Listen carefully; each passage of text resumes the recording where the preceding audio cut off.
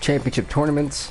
That way when we have our Friday pay-per-view UFC 259, we have all our champions, and I'll be able to put the ranking system out soon, and all of the above. So we're gonna kick things off today. Remember, we only have 3 championship tournaments. This is the final 16 fighter tournament right here in the middleweight division, and let's kick it off, folks, because we're gonna be kicking things off with the introduction here. We have the number 1 ranked former champion Yoel Romero taking on the number 16 ranked Jack Hermansson. And right next to him, it's going to be his arch rival, literally. Number 2 ranked Luke Rockhold taking on number 15 Uriah. Ranked number 15 Uriah Hall. Then we have the ranked number 3 Christoph Jocko. Where is Christoph Jocko? Where to put it? Up there we go. Whoops. Christoph Jocko takes on ranked number 14 Edmund Shabazian. Then at rank number 4 we have George St. Pierre taking on the ranked number 13 Thiago Santos. Then on top of that, we have the rank number 5, Derek Brunts taking on rank number 12, Akino Musaki. And then next that we have Chris Weidman, now rank number 6, taking on rank number 11, Anthony Smith. Then next to that, we have rank number 7, Kelvin Gastelum, taking on rank number 10, Paulo Costa.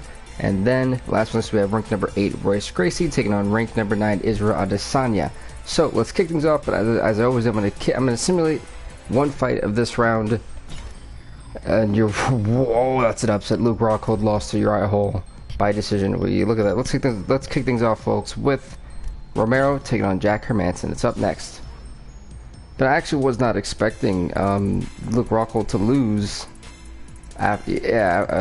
Lose to Uriah Hall by decision. But you know, the judges' decisions nowadays, especially in this game, there's a lot of mistakes they've made so far. Not even a lot, just like 2.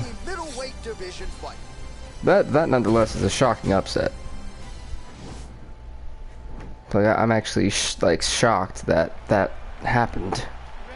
You know, it's also a great way to kick off the show. So here we go, the final day of the intense tournament streaming. What is up, TY? Welcome. We have Yoel Romero taking on Jack Hermansson, ranked number 1, the former champion. I believe Romero is what, a 3-time champ?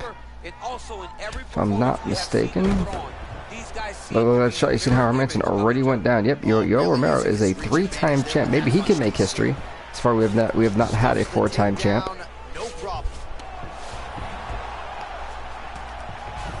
But in this, we already know rank number 2 will no longer be in this fight. This tournament, Luke Rockhold.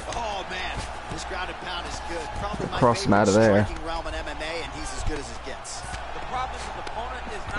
So, you know, if you're Jack Hermansson, you definitely don't want to be stuck on the ground with Yoel Romero, just because of how devastating he is. He's won fights, and we've seen him win fights via decision by just dominating on the ground for a full 5 rounds.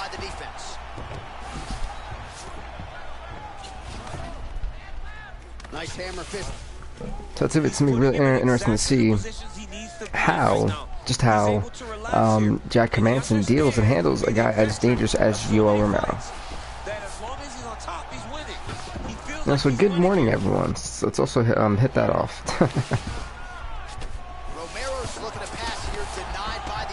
See, Jack Hermansson's done a great job of, you know, denying Romero to get farther in that transition. Oh, well placed with the hammer fist there by Romero. Oh my, wow. And what is up, Tim Joe, man? Welcome. Under 2 minutes to go. So the problem I can already see is that Yoel Romero is a guy who likes to have lengthy and long fights, and in a tournament like this, where damage retention is a thing, you know, you have to kind of preserve your stamina. You have to really figure out, you know, just how much energy do I want to expose to try to put this guy away. Because, you know, we've seen it, and we've seen it before with Aljamain Sterling, who had 3 grueling fights to get to the championship. He had faced a very fresh Bruce Lee, who didn't expend as much energy and waited to pick his spots. And Bruce Lee wound up winning the title. So, you know, people kind of have to learn, hey, look, you know, this is a dangerous thing. We need, they need proper preparation. And what is up, dumb flunk? And they need to try to figure out a smarter game plan that has the lasting longevity of 4 potential, you know, 4 fights that may go the full distance. These guys are just throwing bombs and wrestling is very exhausting. And when you do that for a full, 5 minutes, that basically, takes a lot of your juice out of you. Oh, and that spinning back fist caught him in the back there. Stuff the takedown, no problem. Left hand punch to the gut. All right, DC, here we go with our next round. And how about the ground and pound skills in the previous round? His opponent better make some adjustments. These guys touch gloves. And we are, by the way, folks, if you're wondering what arena we are in for the middleweight division, we're here in the Honda Center. Remember, this is the last 16 fighter tournament we have. It's the middleweight division, and then we have next the 8-woman bantamweights division tournament, and then we have the 8-man featherweights tournament. So, just giving you guys the heads up of what's going to be going on. So, another great takedown from Yoel Romero.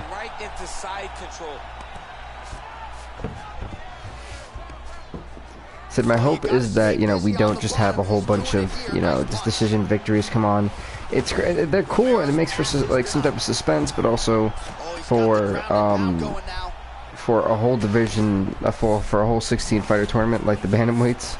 It was insane about how many decision victories we had.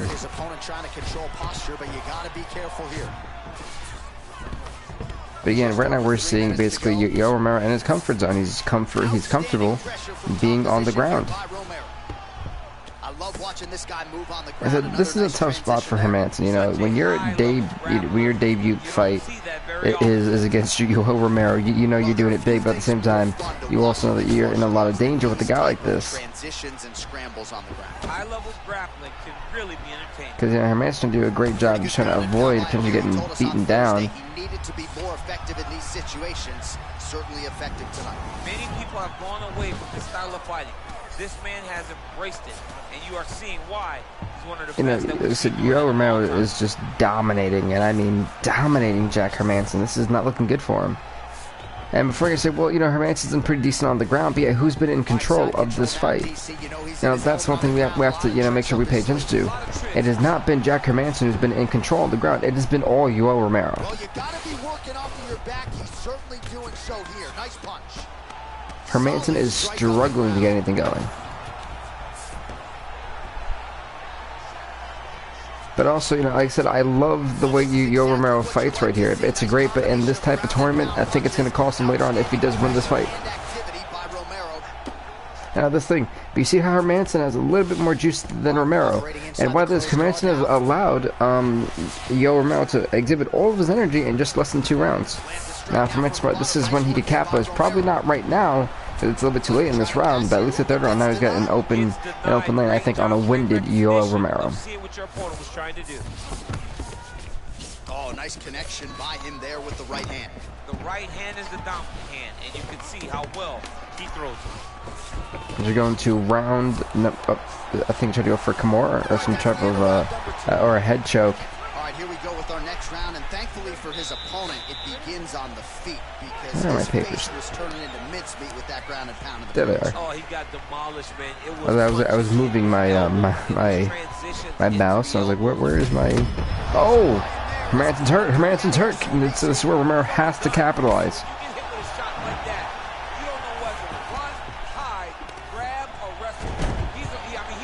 Nice takedown. What is up, Johnny Utah? Well, I don't like the gi very much, but I have an appreciation and a healthy one for these type of transitions. You can tell he's been in a gi. Oh my!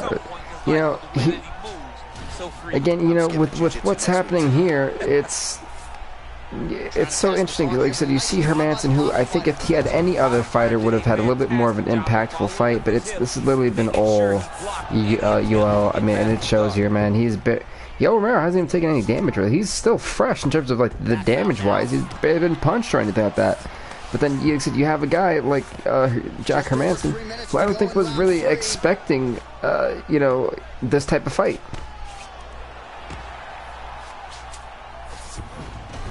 Both fighters pretty comfortable on the ground, DC. Because I know the first 2 rounds are definitely going to Yoel Romero. I don't think that's disputable. But I mean, this fight has basically been just Jack Hermansson on the ground. to grab that head or he's going to get blasted.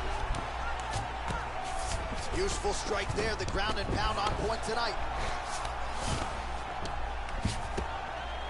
Like I said again, it's the same situation, folks, to where all we can talk about is how dominant Romero's been on the ground. I mean, it's a beating right now.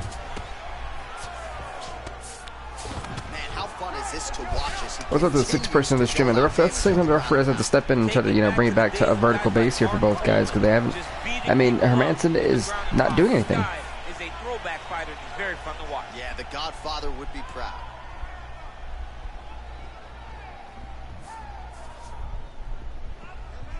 Oh, beautiful jab there. It's one thing to have length, of course. It's another to use it effectively. Like, I mean, it's a give props to how. Tyler Hermansson. Oh, he got him. Oh, he downed him there. This could be the beginning of the end, folks. And this is what Romero does. He drains you. He sets you up for a late round TKO, and that's what we could be seeing here. Fighting situation with this fighter, you're potentially playing with fire. All right, close guard now. Oh, nice work from the bottom. Tags him with the punch.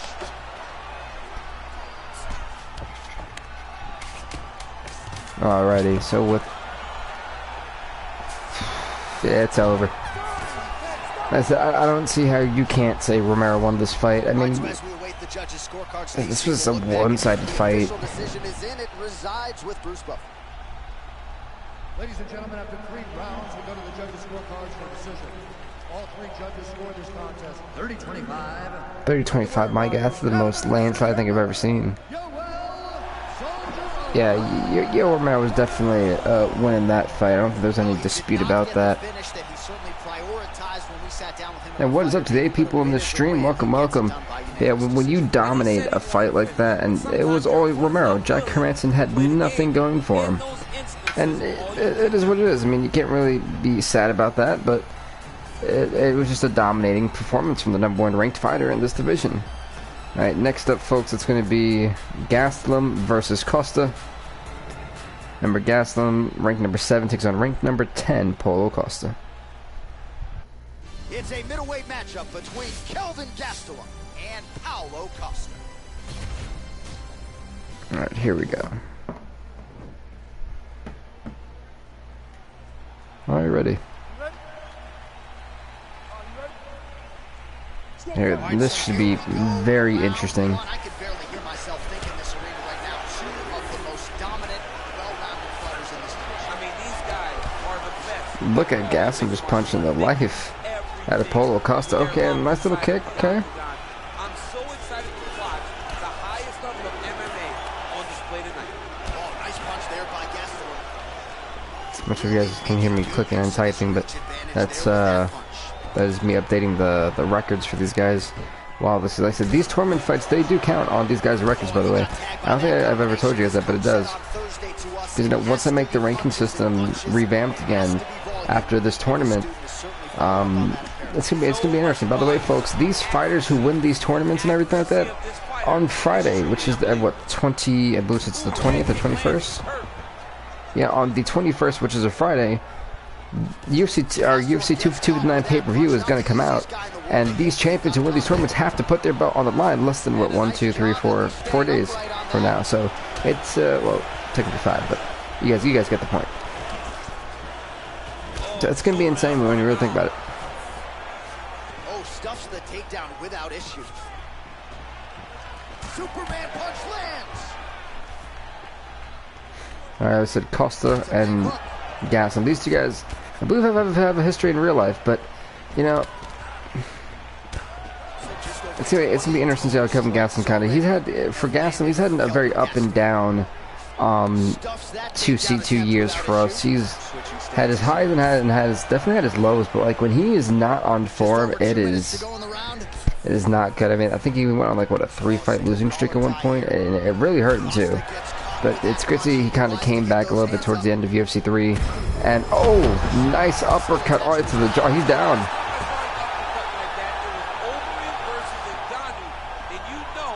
My goodness.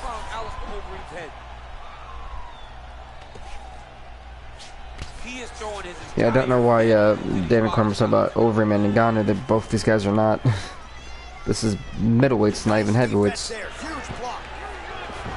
You know what's funny? I think with these tournaments, man, I think we've seen some amazing upsets. A lot of underdog champions who shouldn't be champions, history-making champions too. I mean, so far it still remains only 2 of the former champs that ended UFC 3 recaptured their titles in this tournament, being the flyweight champion Alex King and light heavyweight champ Tito Ortiz. And Tito Ortiz, I think, is going to be a massive problem. He flew through that tournament with way too much ease, and unless there's going to be new contenders for him, I think he's going to reign for a very long time once again. Round number 1, by the way, goes to Paulo Costa. I'm giving it 10-7 Paulo Costa here. I mean, he absolutely just dominated. You know, Kelvin Gastelum came out early like that, or the first minute of round number 1, he came out like swinging, but then Costa like found his groove and absolutely just started punishing Kelvin Gastelum.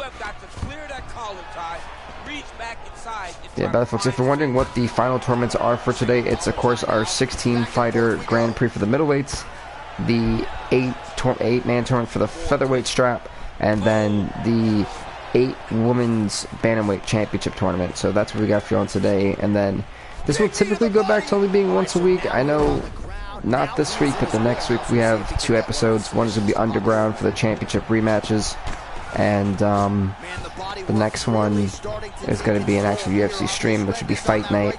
And by the way, our UFC 259 pay-per-view, since it's our first one, is looking to be a 22-fight card, so just keep that in mind. So if you have my Twitter or Instagram, I'll probably tweet my rankings and then post a picture of the rankings on Instagram, by the way, so you guys can see every division for how it is. So if you actually want to keep up with that, follow me on Instagram at RealBVTV, and it's the same thing for my Twitter, same handle.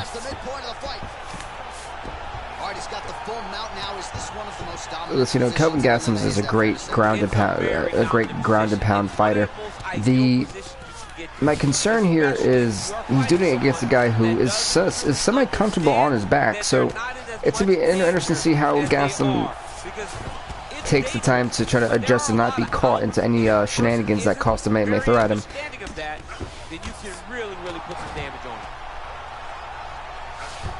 I said, in both these guys have went to swing, and like I said, damage retention I did put on for these tournaments to make it realistic, because you know, if you're in a Grand Prix, right, and you're getting beaten up for, let's say, the 4 fights you have all go the distance of 15 minutes, right? There's no way I expect you to have the same gas stick when you first started the tournament than you did at the final fight. It's unrealistic. So these guys again are throwing bombs, which is great, but at the same time, at what cost? Because we've seen guys like Aljamain Sterling. I know I said this before, but I'm going to say it again. We've seen Aljamain Sterling, who went against a fresh Bruce Lee. Bruce Lee absolutely mopped the floor with him because he had such a better tank left in him than Aljamain Sterling. He could barely throw a punch, Sterling, when he got to the final fight. So, you know, I mean, you look at how these guys are just expending so much energy, and I'm just wondering how this is going to play out later on. By the way, if you're wondering what the ranks are currently, oh, it's over. Wow. Wow.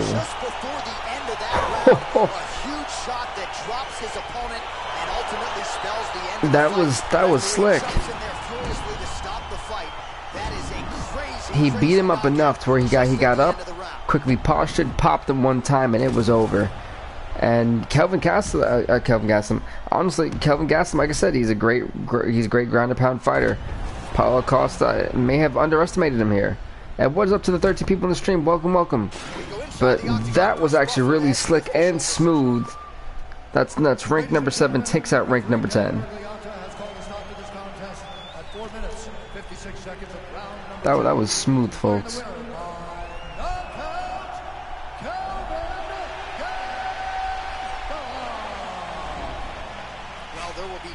See that, you know, now this is where it gets even more interesting, because now this looks like a reinvigorated Kelvin Gastelum. I think he definitely listened to his coaches and fixed some things up in that second round. And by the way, folks, next up we have Jocko versus Shabazian. Now, Krzysztof Jocko came in at rank number 3 at this division. He'll take on the rank number 14 Edmund Shabazian. Here we go. No, I actually don't know much. I'm going to be honest. I don't know much about Edmund Shabazian. I've only seen one fight, and that was the Derek Brunson fight in real life. And it didn't look too good for the kid, but he did well enough to obviously be in a main event. So I don't really have much to comment on his style, because I don't really know his style like that. So I guess it'd be more of a commenting on Krzysztof Jocko, who I feel a lot of people feel he's on the decline, but we've seen him time and time again. Oh, there you go. Oh, he didn't get the guillotine. I thought he guillotined him. I mean, that was smart by Shabazian to move his body to avoid it, but I really did believe that Jocko had the guillotine about to come down on him. Now, like I was Jocko and doing things this was nice. Jocko's actually provided a decent record for us. He's 4-2. He's a former middleweight champion. He's got a lot to prove, this guy. And I think the win over Shabazian kind of makes him a little bit more of a serious threat. I mean, he comes in at rank number 3. A lot of people when I had announced that were shocked. The fight committee was shocked when I gave him rank number 3 too. They didn't believe it. But I feel like this fight for Shabazian not only is a statement fight in this tournament, but for Jocko, it proves he belongs where he is, and at least the totem pole of the middleweight. So it's gonna be interesting how he does. All right, but overall, I said this for me is gonna be learning about Shabazian in this fight, because I don't know much about him, so I'm intrigued to see how this goes. So far. Outstanding ground and pound here. Somewhat of a so I do like what Jocko's doing. He's constantly targeting the face, and specifically the left and right side of the cheek here, and the eyes. You see how Shabazian's already cut open, and if you keep just doing those little jabs, the more blood trickles out. It's gonna be a little bit harder to see, which can give Jocko an advantage later on in this fight. But folks, the official drink that I'm drinking today is the Gatorade Glacier Freeze. There you go. That is, of course, until I change flavors. Beautiful movement, hip work on the ground here. Think about, you know, the first episode we did was what, 5 hours long. The second one almost 5 hours. It was like 15 minutes away from being 5 hours. And this one I'm hoping is maybe 3.5 to 4. Well, you gotta stay busy on the bottom. Just me putting, knowing that I've put over 10 hours of content in 3 days of this game being out is nuts to me. I still can't believe it. Well, you gotta be working off of your back. He's certainly doing so here. Nice punch. Final seconds here of round. Yeah, I mean, Jocko, I feel has had great ground control. I'm gonna give Jocko this first round. I believe 10-8 is a proper way to put it for the first round. Second round underway. Oh, he landed a beautiful straight punch there, DC. Yeah, let's see how Shabazian kind of comes out this round after kind of being dominant on the ground. We're seeing a lot of guys that are dominant on the ground and pulling the Romero, if I may say, but it's working for Jocko. So, you know, if it ain't broke, don't fix it. Let's see what he can do with it. As he gets close, he's out of the kicking range. He'll change his stance. There you go. Look at that, Jocko already. You know, Shabazian went for a takedown. Jack said, not today. Is he over? Oh no, he's not. I thought he actually was on the back, but it turned out not to be. Oh, good counter. That right there, that's actually really well done counter wrestling. He lands with the left. All right, try to pass here. As Wilbur Teixeira might say, not today. Not today. Great job. That's the one thing I've loved that what Jocko's doing. He keeps targeting the top of the head of Edmund Shabazian, trying to embrace the cut, trying to open the cut up just a little bit more. And he's honestly spewing out quite a bit of blood. You can tell on the octagon. I mean, they're breaking, but you know, I didn't see a reason to. I mean, it was a little bit stagnant, but they were still having a lot of motion. Back to orthodox. Did the referee say don't leave it to the judges? What a savage referee! Is that Dan Mergliotta? If that's Dan, I know exactly why I said that. You know, Dan's awesome. I think Dan is like my favorite referee in this game, next to Mario. Mario's hysterical. He's got a serious right punch, and he went to it effectively there. It is his money shot, and he will continue to throw it until he finds a knockout. Right, we have 2 minutes left in this second round. Well, basically 2 minutes. Oh, and he's able to land a strike there from the bottom. Nicely done. But it's funny how Shabazian turned this around. You know, he's going for the arm. Yeah, he's going for the triangle choke. Now this is going to get really interesting. Because Jocko, it's been a while since we've seen Jocko in a submission. He actually got it pretty well he kept in there. This could be a big thing for Shabazian. Shabazian can possibly tap this guy out. But he's getting to a really great, if he can just kind of crush him just a little bit more, apply a little bit more pressure. There we go. He's in a perfect spot. And this is where Jocko's gonna feel a lot more pain as that really comes through. And it is not an easy task to hang in there for this long, as long as Jocko has. Sorry, excuse me. Let's see if Jocko can really hang in. Jocko he tapped. I mean, Jocko was in there for at least what I think almost a minute. Edmund Shabazian, who in my opinion was losing this fight in both rounds, just turned around with that amazing submission. He found a great takedown, and Jocko gave him the opportunity. And unfortunately for Jocko, he gave up too much room, and Edmund Shabazian seen the opportunity to go for this choke. Let's see it one more time. This triangle choke comes in. Great takedown right here. Boom. They were battling for quite a while. And then when he was able to slip in and then go to side control to apply more pressure onto the triangle choke, Krzysztof Jocko had nowhere else to go besides tapping out. It's unfortunate, but this is an upset. Edmund Shabazian just knocked out the number 3 ranked fighter, and by the way, Uriah Hall just also knocked out number 2 ranked Luke Rockhold in the first fight we had. That is 2 massive upsets coming into this middleweight tournament. Wow. Huge victory in his career, and it'll be very interesting to see how they matchmake him moving forward. Ladies and gentlemen, referee Yeah, because you kind of put the middleweight division on notice with a choke like that. 15 seconds of round number 2. Declaring the winner by tap out, due to arm triangle choke, Edmund the Golden Boy Shabazian. So just kind of update the records. Congrats to Edmund Shabazian on winning this fight. He goes on to the quarterfinals. And we have all of these fighters sitting there ready to go. So next up, it's actually going to be Royce Gracie taking on Israel Adesanya, ranked number 8. Royce Gracie takes on ranked number 9, Israel Adesanya. I believe, if I'm not mistaken, Adesanya comes in with a record of 2-2. Royce Gracie's 2-1. It's a middleweight matchup between Royce Gracie and the last style bender, Israel Adesanya. This is where it gets really good now. This fight a lot of people were talking about.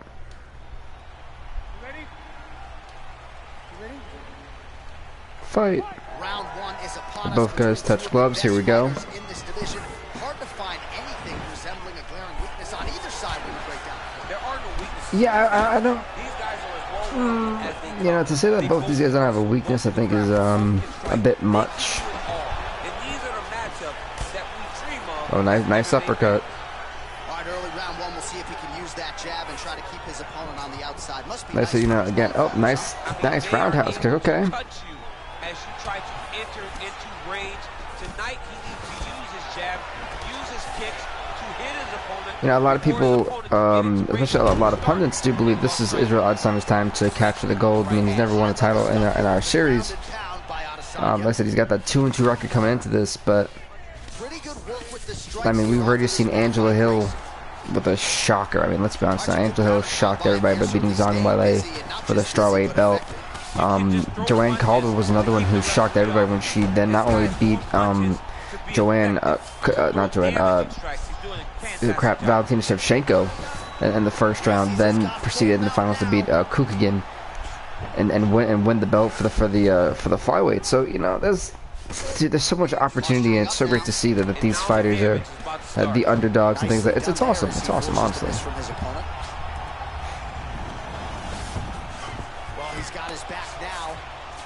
See, I don't think this is a good position for Adesanya to be. You know, have Royce Gracie on his back. He could easily go for that rear naked choke at any time.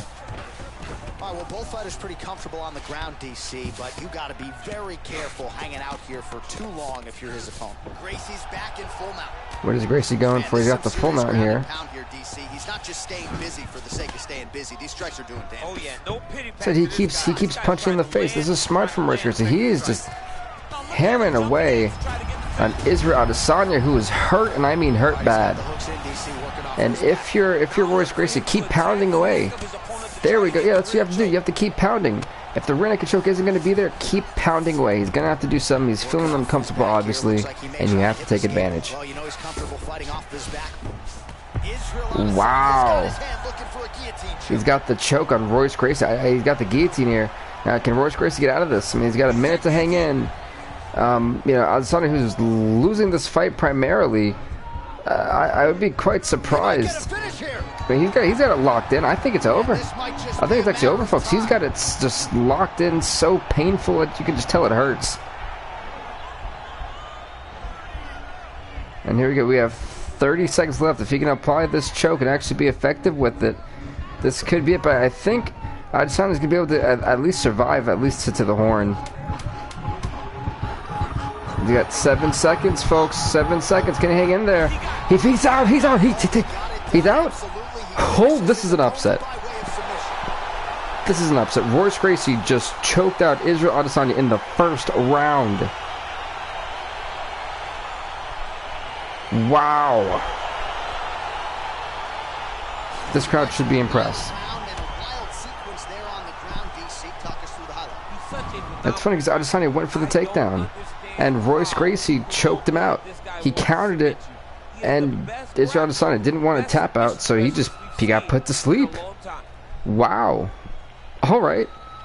Honestly, folks, that's how you do it. Legitimately, that is how you do it.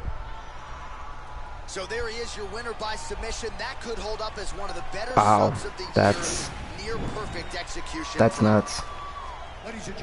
I thought, you know, the matchup kind of favored Israel Adesanya. Turns out I was wrong. For the winner by submission, Royce Gracie. So there he is, all smiles, and rightfully so after he gets Royce Gracie should be all smiles. He just tapped out a guy who was, many people thought was like the biggest problem, the biggest competition in this division. Wow. All right, like I'm actually like shocked, to be honest, folks. I wasn't expecting that. Well, next up, it's going to be ranked number 5, Derek Brunson,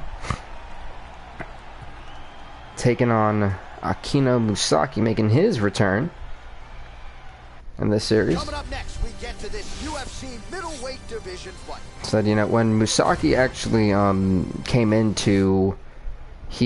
as an opener. He came in as a rookie, and he won, what was it, 2 straight fights in the tournament? Shocked everybody. And then I think he met, I don't think he got George St. Pierre in the middleweight division for UFC 3. I'm not sure who it was, but he came in, he did lose to somebody. But still, I mean, and it's funny because he had completely changed style, folks. He's got different hairstyle, new trunks. He's ready to go. He said that he thinks this is the best time for him to make a run. He thinks that his ranking is, I think people won't take him seriously. And people forget just how you know, how he came onto the scene and made a statement, and he's trying to remind people of that. And I don't blame him, but he's going against a very determined Derek Brunson. But we have seen a lot of the top fighters already get taken out. We've seen Luke Rockwood say bye-bye. We've seen Chris Jocko get out of here. Hell, even one of the favorites to win this tournament, who was ranked number 9, Israel Adesanya, just got tapped out by Royce Gracie. Well, not tapped out, he got put to sleep. But so,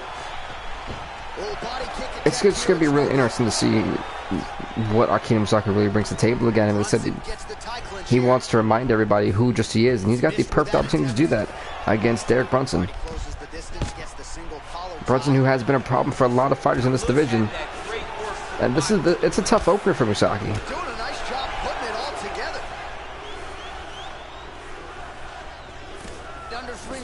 And some people think that now that Adesanya's gone, it's all going to be George St. Pierre, assuming he gets past Thiago Santos. Nice job with the knee strike there. That'll wake you up. He thought it would be available. He just knew he had. Oh my God, that combo absolutely rocked Musaki. Well, since the middleweights are all just throwing bombs, right? And it's smart that throwing bombs, going all out. like they're gonna drain themselves, and it's gonna be so interesting to see who's gonna have some type of tank. I don't think any of these fighters are gonna have a big tank going, you know, coming out of this. He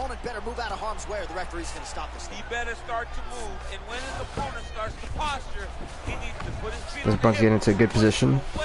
Have we seen Derek Brunson tap anybody? I feel like Derek Brunson's just knocked everybody out. Honestly. He told us on Thursday he needed to be more effective in these situations. And that's gonna do it. It's over. Derek Brunson knocks out Musaki in the first round. Referee gave Musaki the warning. Musaki tried to do something, and Derek Brunson just dominated. Another knockout victory for the... I'm gonna call him a knockout artist. That's what Derek Brunson is. Dominating performance. Barely actually really broke a sweat. Derek Brunson with the victory. He goes on to the quarterfinals.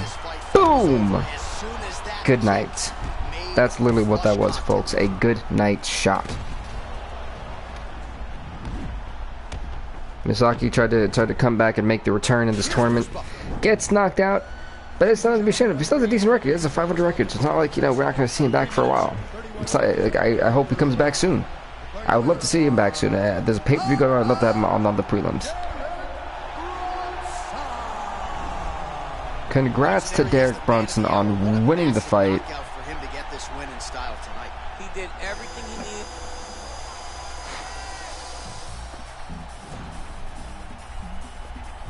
Alright, next up it is going to be Chris Weidman, rank number 6, taking rank number 11, Anthony Smith. Alright, coming up next, it's a UFC middleweight division fight. Here we go, Weidman versus Smith. It's up next. And if you're wondering why Robert Whitaker's on here, I think some of you guys had the question before. And I'm not sure if he was in our UFC 3 one, but it's because he has a losing record, which I know may be shocking to some of you guys, but it's true. He actually has a losing record. It shall be done. Both guys well-rounded. You think we're getting a kickboxing match signed or what? You just don't know, right? You don't know. Weidman, a former champion. Their strategy the way that they need to. This is a close fight on paper. So he looks to try to, you know, go into the quarterfinals. So some of these guys seem to be the mirror image of each other. Right, there's only one person in here who can make history of being the first ever 410 champ. It's actually Romero. If Romero does it, I'd be surprised because the way he fights, he drains a lot of that energy so quickly. And I think if these fighters, one of these fighters are going to be smart. One of them are going to be smart, and one of them are going to preserve a gas tank.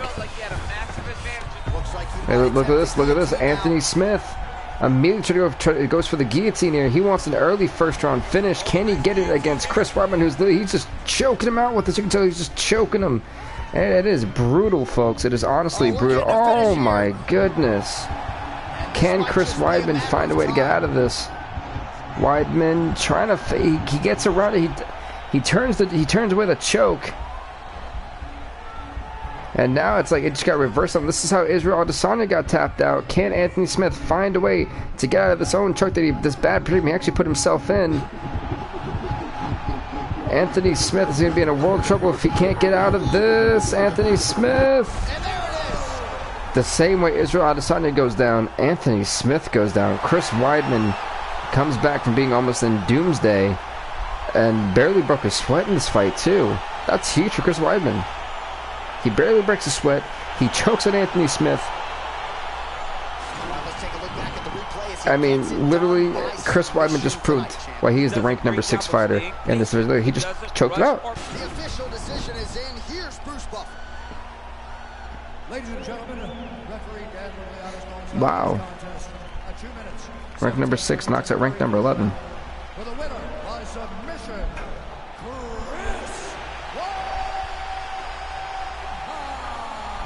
So Chris Weidman should be feeling pretty good. I mean, he barely broke a sweat. And maybe he thinks that was an easy opponent for him. On paper, we thought that was going to be a deep fight, but I guess not. Next up, folks, the last fight in the round of 16 is going to be George St. Pierre, ranked number 4, taking on Thiago Santos, ranked number 13. This fight is up next.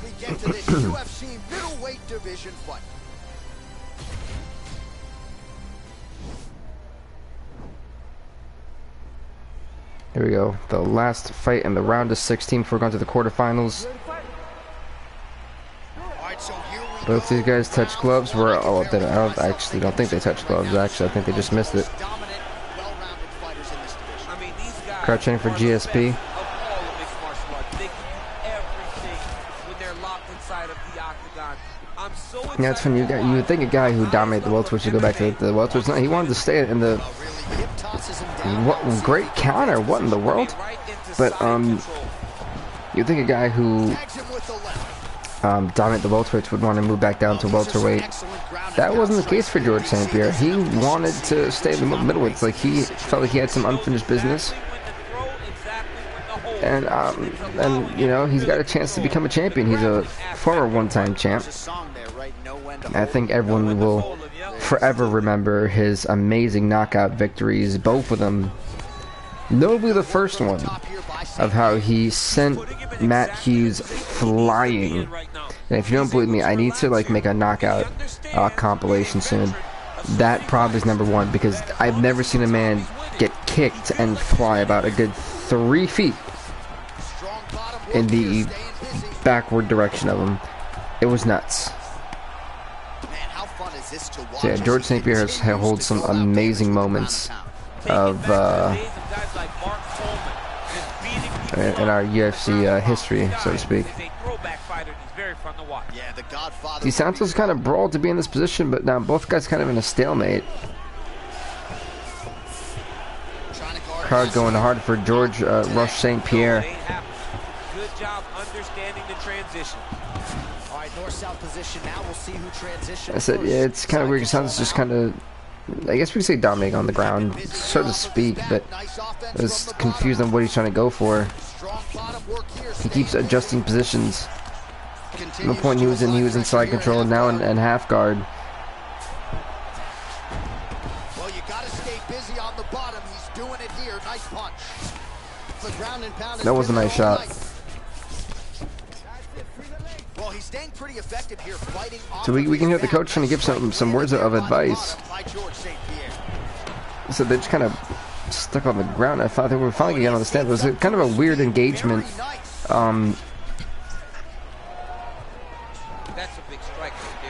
But that was a weird couple of minutes on the ground, and there was nothing really accomplished.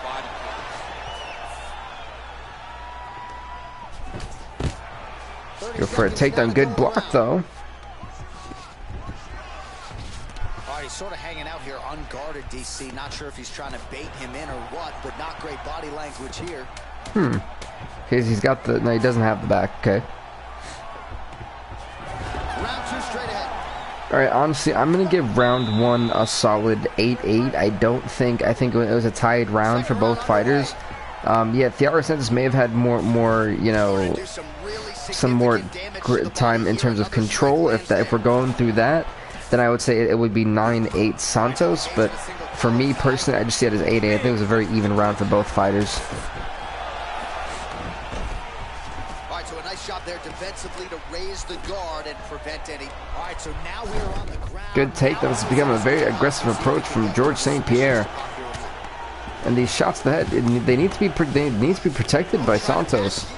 We've seen 2 fighters already get popped in this position. We've seen Kelvin Gastelum knock out Paulo Costa, and we've seen Derek Brunson in the last fight just knock out Akino Musaki. Punches raining down here, picking his spots well, and hasn't chosen to engage his opponent on the ground necessarily, posturing up and making these shots count. Oh my goodness, these shots, man. Doing it in fighting in this exact same manner that's leading them to be ahead in the fight right now. Yeah, I said see, and now we're getting to the position of. It seems to be these guys are brawling in the same exact position. So I think if it does go like this, then we'd probably have to give the 9-8 to Santos first round, and then if this is how this round ends with St. Pierre being on top, it'd probably be 9-8 St. Pierre. So we're looking at a tie potentially in these first 2 rounds. But he needs to protect his face, and he's not doing that. And yeah, he wasn't protecting his face. George St. Pierre wins this fight, and Santos just forgot to protect his face, and well, it cost him.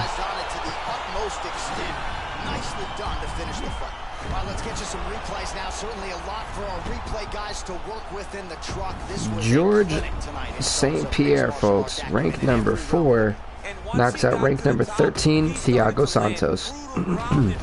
Sorry if it doesn't sound like my voice was getting like fault was going away for a minute there. Bruce Buffer with the official decision. Ladies and gentlemen, referee Herb Dean has called a stop to this contest at 2 minutes, 28 seconds of round number 2. Declaring the winner by knockout. George St. Pierre. So the celebration is on. Congrats to George St. Pierre. I guess we could say well earned there.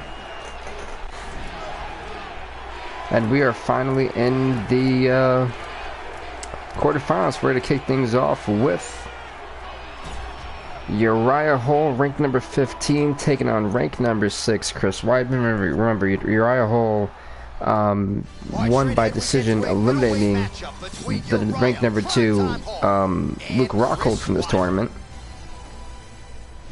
So he's got an amazing, he's got even just as much of a difficult challenge now with Chris Weidman.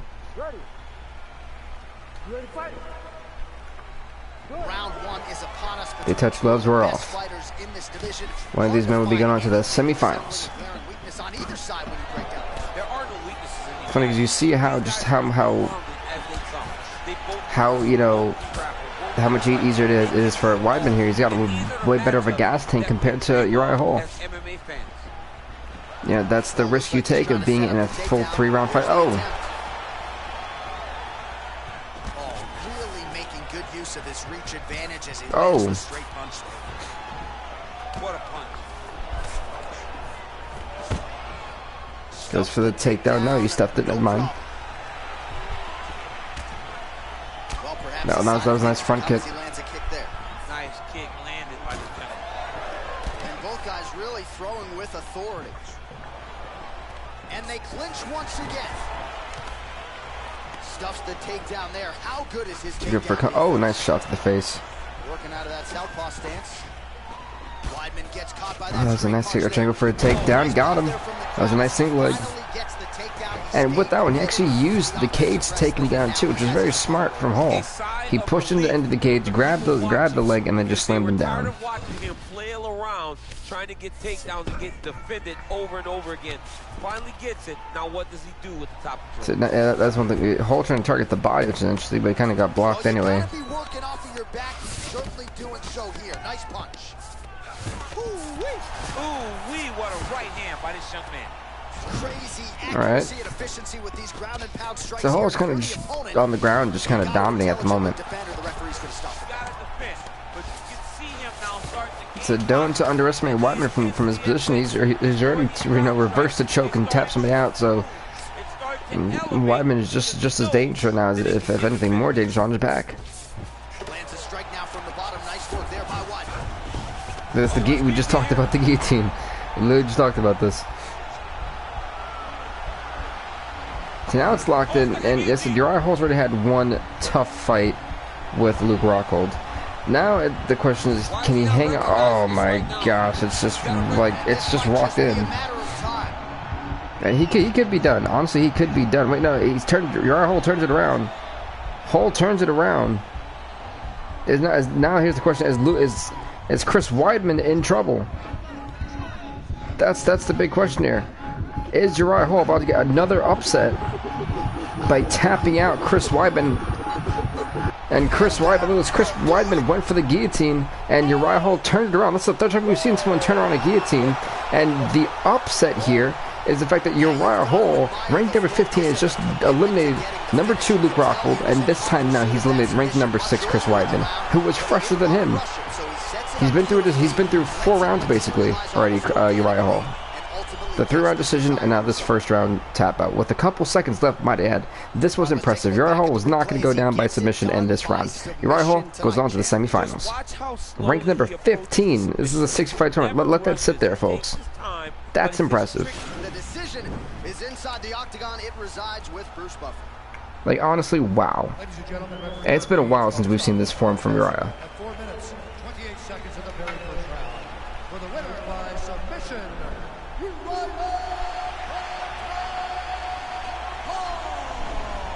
So congrats to Uriah Hall. I think definitely people should be starting taking more seriously after that one.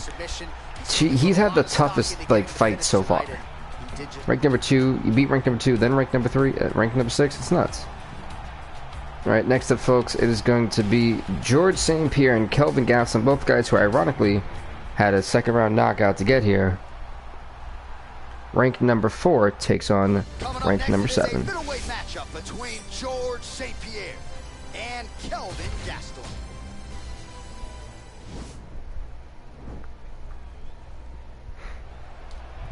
Alright. I'm ready. I'm ready to fight. Alright, so the fight is underway. We will see how it plays out. It's a pick-em fight according to Las Oh, Vegas. okay. It's really hard to think of a weakness that Now that knee looked really, really low to me. Kind of realized like that felt a little bit low. I think they could have bring that one up. But I just think Kelvin Gastelum, like I said, who put on so much energy trying to beat Paulo Costa. How much energy does he have left to compare to George St. Pierre? It's all about preserving energy. Let's see how this works, folks. Massive knee to the body lands. well, perhaps a sign of things to come as he lands a kick there. Nice kick landed by this gentleman. Well, we told you off the top he had the reach advantage, and you saw it right there with that punch. And for George St. Pierre, former champ, Kelvin Gastelum, I don't think he's ever been a former champ. Instead, a swing and a miss. You know, perennial contender, Way to hide that leg. but never the champ. All right, single collar tie now. Left hand. Oh my, oh. He's bopping him in the clinch. I go for a takedown again. He gets stuffed again. Both fighters here continuing to try to get a more dominant position in the clinch, getting fatigued. And both guys in the stand-up too, which is interesting. Because, like I said, George St. Pierre could definitely, in my opinion, out-wrestle Kelvin Gastelum, I think, by far. Who's going to be the one to find that one little area that they can expose to give them the slightest advantage? Go for a takedown. Again, he gets stuffed. Great punch. Honestly, if you go up the hip, nice hip toss. Right into side control. He's going to try to control him, then find a submission. Oh, big combination of ground and pound strikes here, DC. This could be the beginning of the end. I mean, you got to be very careful. All right, so right now it said it's interesting because George St. Pierre is trying really, really hard right now to get into full guard, if not top mount. Continue to gain posture and rain down big strikes on your opponent. So Gastelum is in trouble. At Isaiah Plays, yes, I am crowning a new middleweight champion in this stream. I'm crowning a new middleweight champion, I'm crowning a featherweight champion, and a women's bantamweight champion in this stream today. And this will be the final part of the UFC 4 weekend. So these are the final 3 championships that I need to crown. Now this is where it gets interesting. George St. Pierre and an exhausted Kelvin Gastelum.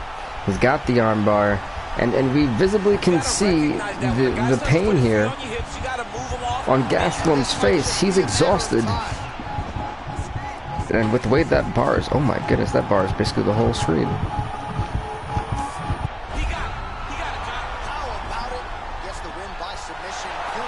And George St. Pierre. Yes, I did reset my champions to start out UFC 4 at Isaiah Plays. Yeah, I think I've actually done that every year. For UFC 2 I did it, UFC 3 I did it, now UFC 4. This fight right here, folks, you just seen a guy who was exhausted, and George St. Pierre kind of gets a ha-ha, you know, I get to pat on my back here going on to semifinals, but that was smart, you know. Kelvin Gastelum fought really aggressive against Paulo Costa, and it cost him.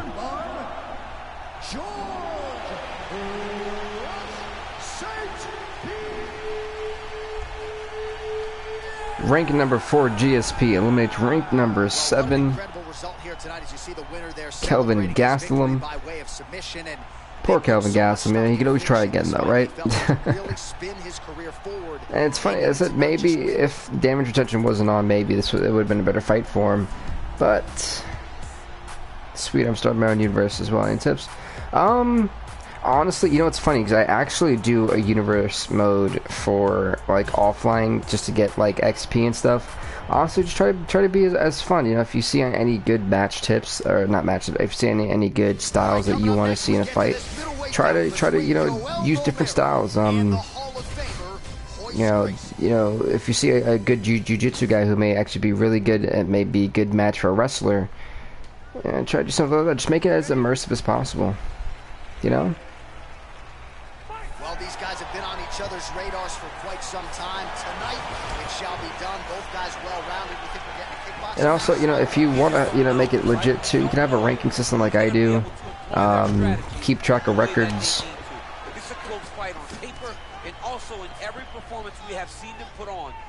That's it. This is where I'm really intrigued. Like I said, Yoel Romero is in this division is the one guy who can make history if he is to win out this tournament by becoming the first guy to ever have 4 championship victories. And what I mean by that is he's become a champion 4 times.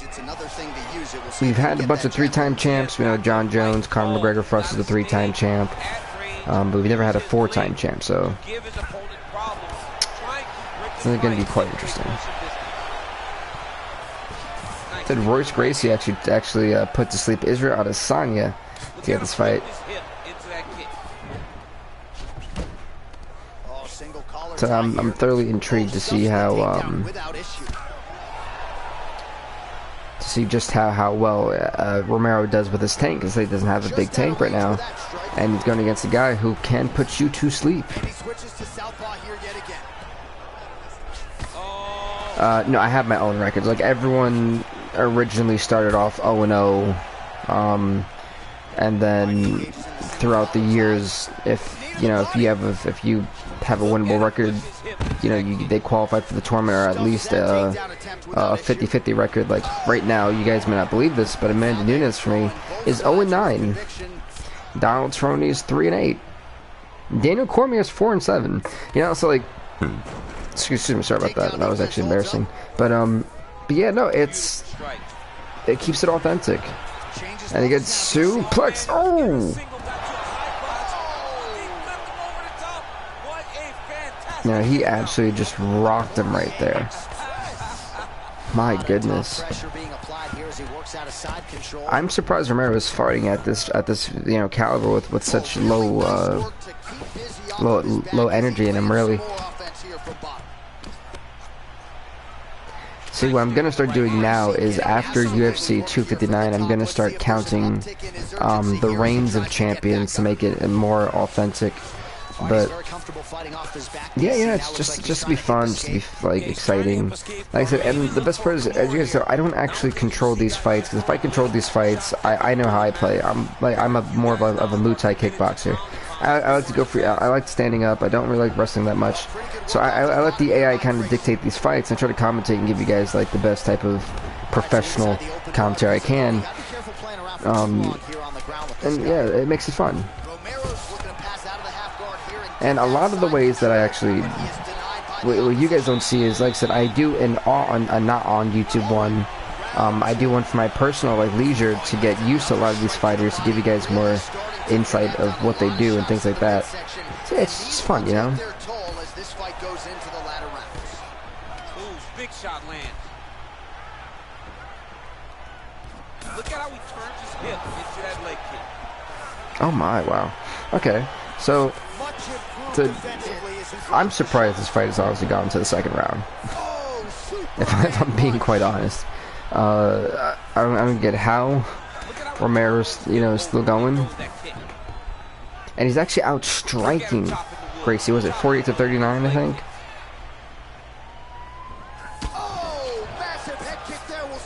See, and that's okay. You know, having a mix of playing some and not playing some is pretty good. Stuffs the takedown, no problem. Gracie's lower jaw does not look good. I don't think it's broken, but starting to show some obvious signs. You know, if Romero had a little bit more energy, I can guarantee he probably would have finished Gracie by now. Just over 3 minutes now to go in round 2. Oh, nice liver kick. Now he went immediately. Oh my God! Look at the strength. Wow. Honestly, wow. Working out of side control here. His opponent trying to control posture, but you got to be careful here. He's in a good position right now. Let's see, what does he do with it? That's the big question. What does he do with it?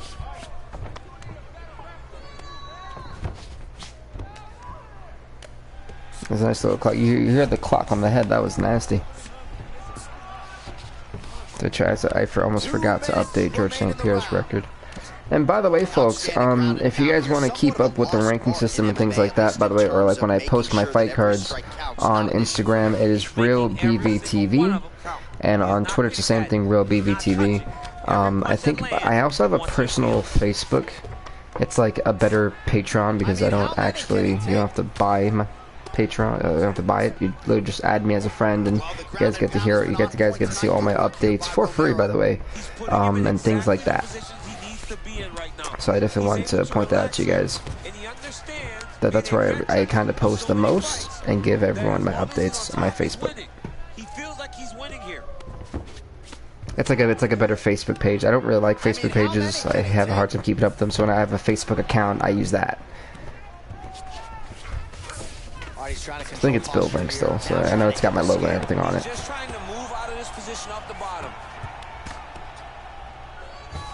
Listen, to see that Romero has done a great job of actually, he's been in control for the first 2 rounds, so if this does go to the full distance, he has a good chance of potentially winning this fight, if it does go by decision, because the first 2 rounds definitely is.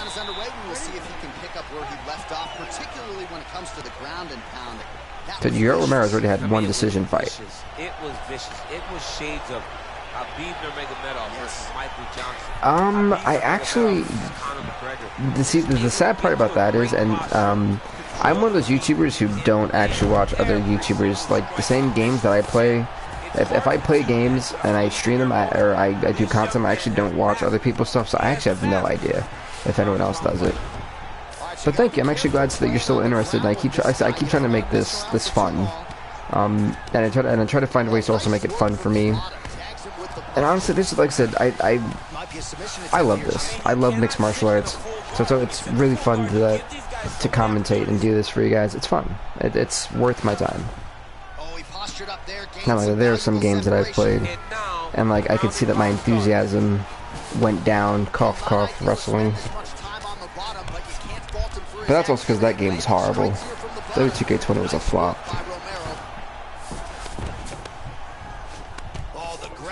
By the way, folks, we're in the Honda Center for this tournament, and next up we have the 8-woman bantamweight tournament, and it's going to be in the Toyota Center.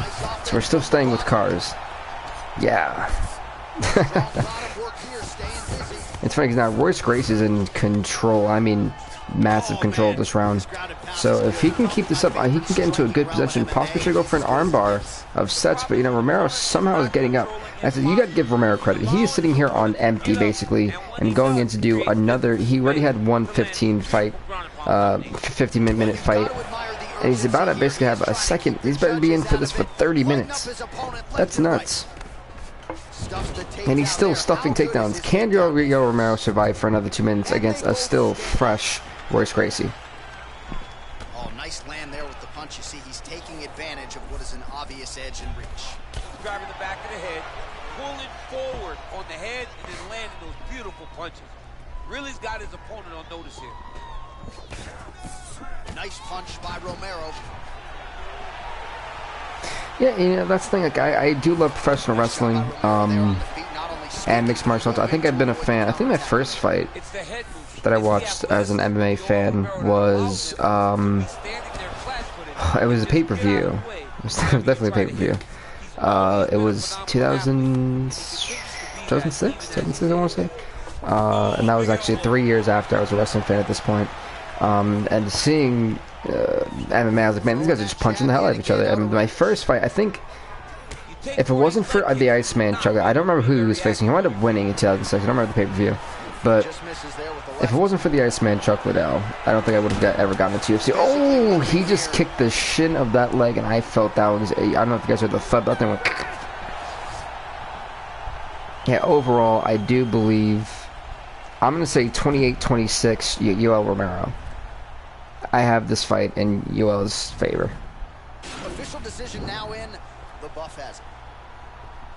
Ladies and gentlemen, after 3 rounds, we go to the judges' scorecards for a decision. Judge 1 scores this contest 29-28. 28. Romero. Judge 2 scores it 28-28.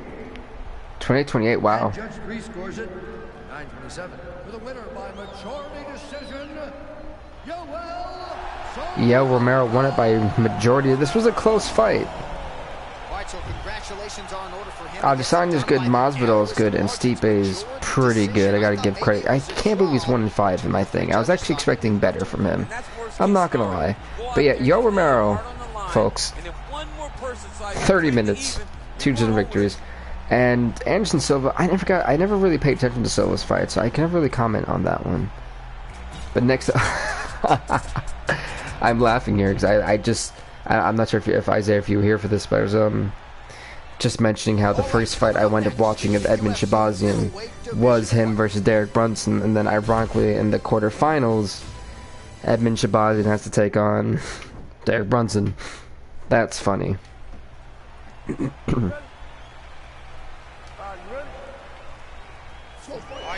Alright, here we go.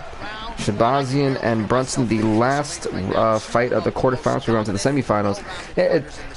I feel really bad now because I didn't realize where they were positioned,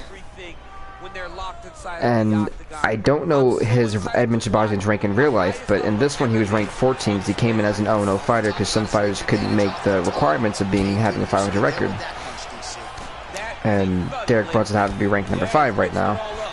I'm really hoping that when that fight happens, he was not ranked number 14 and Brunson was not ranked number 5. That would be interesting. That would be very interesting. It's funny because, as everyone knows, Shahbazyan struggled. Shahbazyan struggled against Krzysztof Jotko. He was losing that fight. He turned around a choke and you know, tapped out Jotko. So now it's gonna be interesting to see if Shahbazyan can keep the run of luck, but he's got to figure out to not take a beating like he did against Jotko. That's the big key. Can he figure out a way to not take a beating against a knockout artist who just knocked out Akino Musaki in the first round? Nice job by the bottom fighter. Bottom fighter did a fantastic job of following with his hips, making sure he blocked any attempts to get past his guard. Oh, his opponent squirming like a fish out of water now. The ground Like a fish out of water, I like that one. This could very well be the beginning. And by the way, folks, I do want to say this. By November going into December, I do want to have a lot of creative things happening with this channel. I do want to bring in NBA 2K21 around December and maybe do like a customized 30, you know, a customized league. So the last MMA game I had was UFC 2 and I got UFC 4 Friday. I'm so shocked how UFC 4 keeps fighters in the game that left the company. Yeah, the thing is, some of them are on legacy contracts, which I don't know if you guys really know what that means, but some of these fighters, if they're on good standing with the UFC, have legacy contracts. They don't actually fight anymore, but their likeness is still put in the game. So like they have a contract with the UFC to still be in the games. That's why they're still there. That's why guys like Chuck Liddell are in there. Guys like Rampage Jackson, who even I think still actually fights for Bellator, is in there. Kimbo Slice is still in here. There's a couple other guys, but yeah, that's why they're in there basically. Well, Demetrius still has, and remember guys, the way it works is fight contracts. Demetrius Johnson, his contract hasn't even expired. He can still fight if he wants to. Nick Diaz, I'm pretty sure didn't also. He's another one who he recently signed a new contract for the fight with Masvidal. That was one of them. So he probably, I believe, still has a new contract too. That, you know, their contract never expires until they get done with their fight contract. I mean, it goes by per fights, not by per year. Someone's contract, if they fight 5 times a year, and they have a 5-fight contract, they now have to have a new contract. Otherwise, they're a free agent. So that's basically how it works too.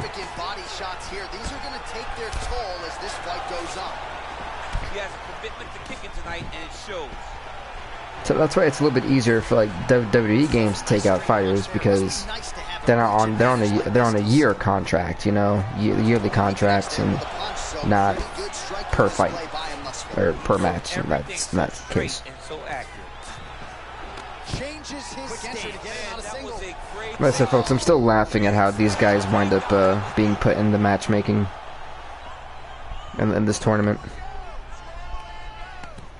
Yeah, so that's why I know a lot of people sometimes complain about, oh, why is this fighter in here? That's kind of why too.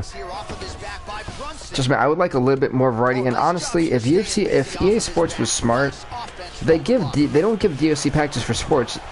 The UFC is something you can give DOC packages for because there's so many different fighters that are constantly come in. Like the Contender Series, we have like what 8 new fighters already.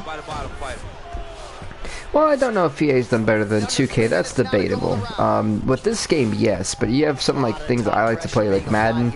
The Madden franchise is horrible. Like I've actually boycotted EA's Madden on my channel after the video I posted last week. But yeah, you guys get the point. But yeah, no, I'm actually done with EA's Madden. It's gotten to the point it's just unfixable. Oh, no way. I mean, if you're an Ultimate Team player, yeah, you'll say that, but I'd much rather, and I'm a massive football fan, but I'd rather play NBA 2K than Madden. And Edmund Shabazian did something, folks, that he couldn't do in real life. That's an upset, because Edmund Shabazian beat number 3 ranked Krzysztof Jotko. Then he just knocked out the number 5 ranked Derek Brunson, and he's ranked number 14, by the way. So he just kind of shocked everybody. And I'm pretty sure everyone that's up in this tournament is taking notice and writing notes on that one, folks. Ladies and gentlemen, referee Dan Lugliantes called the stop to You know, well, I actually am updating the previous fight, not this one yet. declaring the winner by knockout, Edmund the Golden Boy.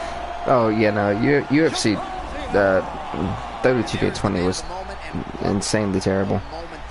But Edmund Shabazian, folks, gets the job done against Derek Brunson. I was actually at Brunson potentially win this thing with the way he was fighting. I'm actually shocked. That one is shocking, folks. But now we're going to go on to the 2 semifinal fights. That's going to be Yoel Romero, ranked number 1, taking on ranked number 4, George St. Pierre. Is someone saying the national anthem in this game? Coming up next, I think so. I think someone's singing the national anthem. And George Rush St. Pierre. So now this gets it really interesting. You have 2 guys who love wrestling. Yoel Romero has been through basically 30 minutes of fighting in this tournament compared to George St. Pierre's maybe maybe 15. I'm not sure if it's gonna be. I mean, look at this. Yoel Romero's already exhausted. St. Pierre's got a wonderful tank left. It's going to be interesting to see how this goes.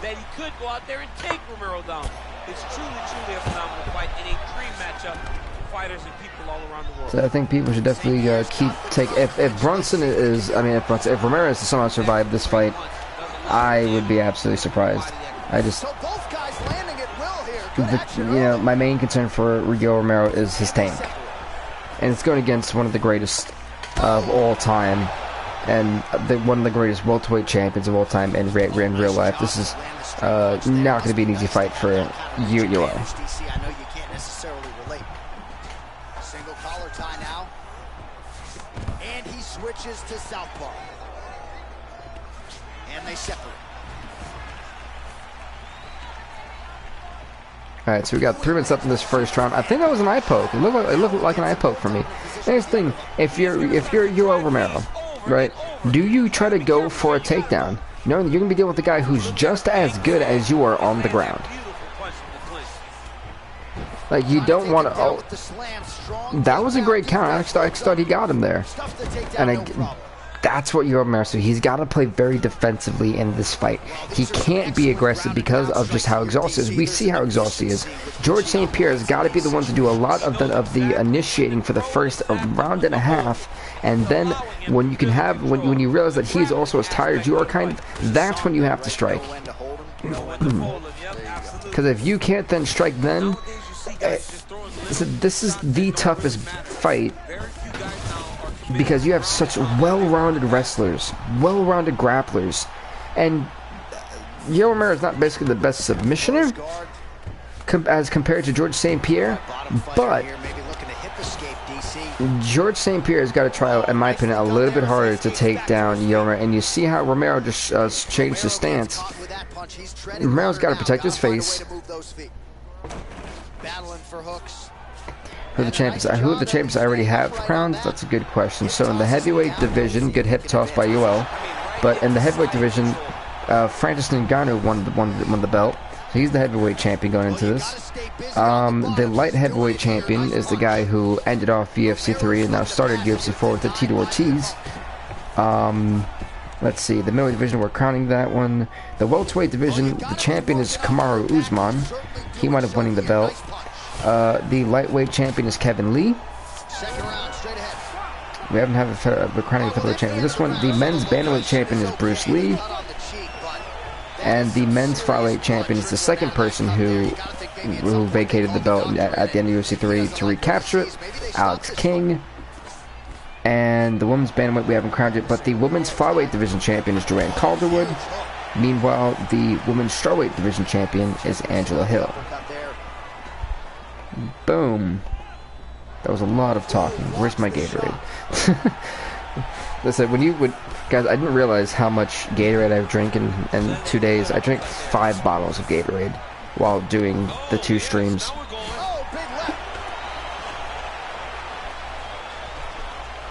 I'm on my 6th. Said Romero's hurt.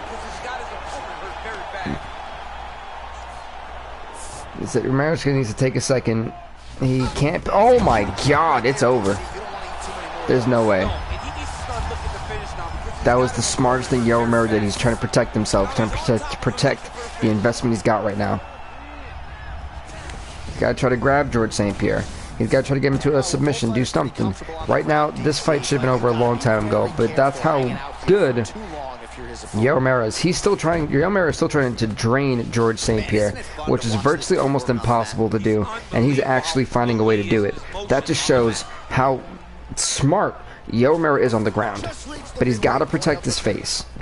He's been rocked, was this the second or third time? And this is smart. This is smart by George St. Pierre. We've seen a lot of fighters. They're targeting the side of the head. They're getting nice little shots in, and then when they're ready, they have one nice shot and it knocks you out clean. And this is something. If you're Yoel Romero, you'd kind of rather be punched in the abdominal right now than be punched in the face. Found the target as it has on so many occasions tonight. Side control now, DC. Because we all see George St. Pierre still trying to go for submission, trying to take this guy down. Yoel Romero is a very hard guy to knock out. We have found that out. And I mean, Yoel Romero and Luke Rockhold, I think they've fought 4 times right now. I mean, by now, they have had 4 amazing fights. It is extremely difficult to knock out Yoel Romero, and it shows. And the reason why I'm bringing up Luke Rockhold is he is was the second best fighter in this tournament after Uriah Hall said, haha, decision you. But besides that, we have a minute left in the second round. He tried to get the arm, but as exhausted as this, he still has a great submission defense. He realized St. Pierre was going for an armbar. He did not allow George St. Pierre to get the armbar. And you see how Yoel Romero tried to escape this, and George St. Pierre put him back down. At the same time St. Pierre does that, he's draining himself. This was not the fight George St. Pierre was really looking for. Whether he wants to admit it or not, this was not something he wanted, because he knew how tiring Yoel Romero was going to make him. Notice he's still trying to fight it out. 10 minutes in the books. As we go into the third and final round, if you're wondering how has Yoel Romero survived for this long, that's a great question. I'm wondering the same thing, but this has been smart wrestling. This has been smart wrestling defense, I should say, actually, by Yoel Romero. And if you're not impressed, I don't know how. Well, you saw the tail of the tape. He has a reach advantage. Because you see that George St. Pierre is trying to knock him out. And they separate. Big double leg level team. All right, so a near perfect entry He there. immediately went for a takedown. Immediately went for a takedown. If you're Yoel Romero, do you try to go for a submission? You have to try to figure out something. Go for a triangle choke, an arm bar, something. And that's what we saw with this young man. Over and over, he shot for takedowns. He tried to mix it up, and he got defended. But eventually, he got it done. Now, what does he And you see Romero still jabbing away. If this goes a full distance, Yoel Romero in 3 fights has fought for 45 minutes, which is almost nuts when you think about it. Bottom fighter trying to control posture, unable to do so. And now he's in a lot. He's going. That's not good. He's giving up the back. That's not good at all. This is where this could be the beginning of the end for the fight. Yeah, he's got him down, and this is not good. he's stayed up. I'm very shocked that he's actually stayed up. Where he's gonna be. Able to land the single ground strike there.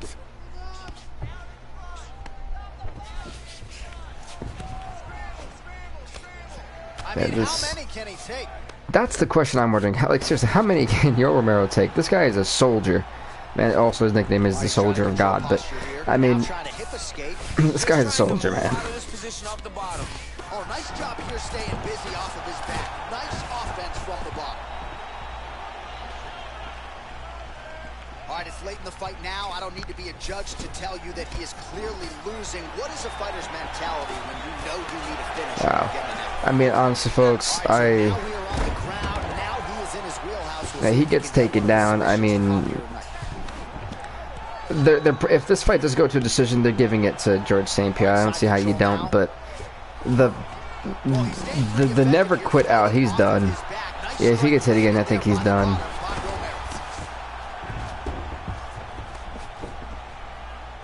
I just don't see how Romero can hang in there. A minute left. He's trying to go for a Kimura. 50 seconds left. How is he doing it, honestly? 45 seconds remain in the round. Can he hang on for 35 more seconds? To have a full 45-minute night. I mean, honestly, just wow. I love watching this guy move on the ground. Another nice transition there. Such a high-level grappler. You don't see that. 10 seconds left. Can he hold on?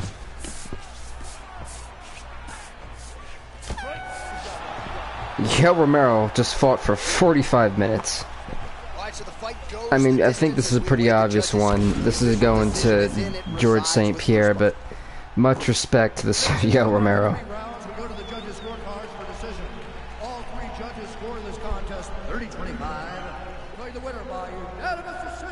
George St. Pierre.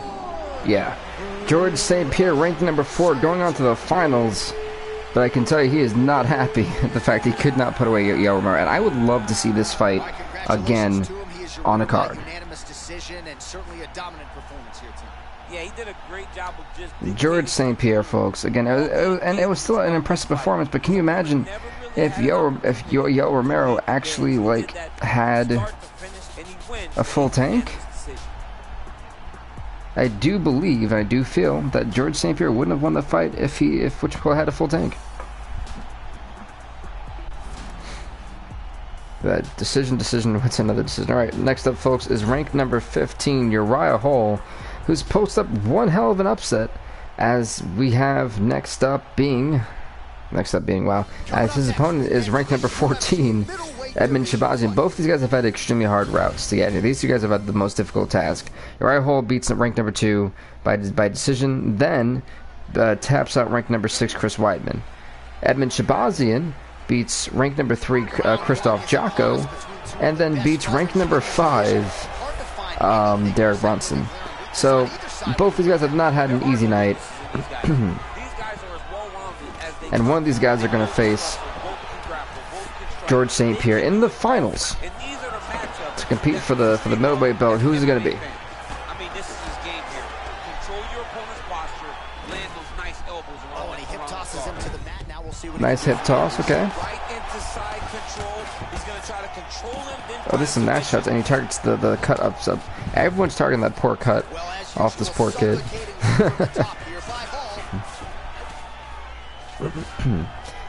Here's the thing, both these fighters kind of want to put this fight away early if they're smart. You know, you have an exhausted George St. Pierre. So what do you do now? That's the big question. Close guard. Paul's pass is denied. So I'm waiting for a potential submission.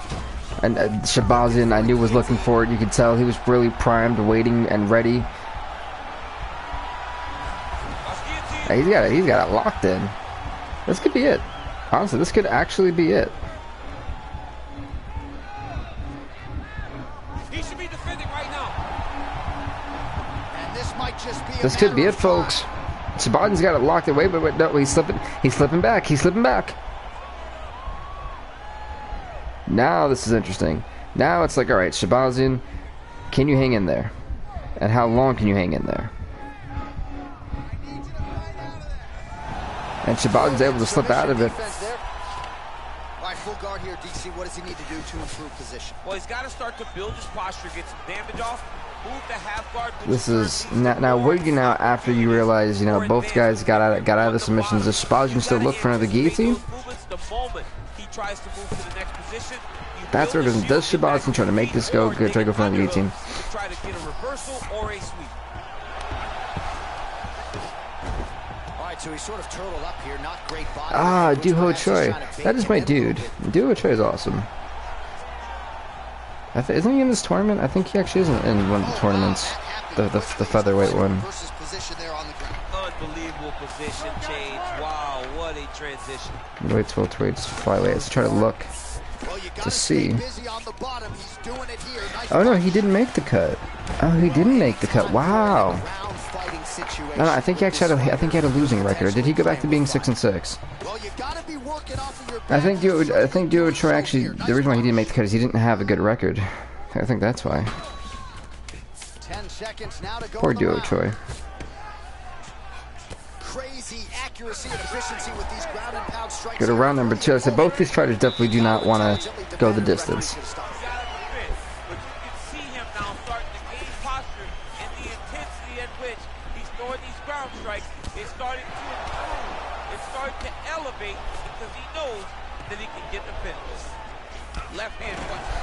You know, sometimes fight cards are better, but the one thing are better, but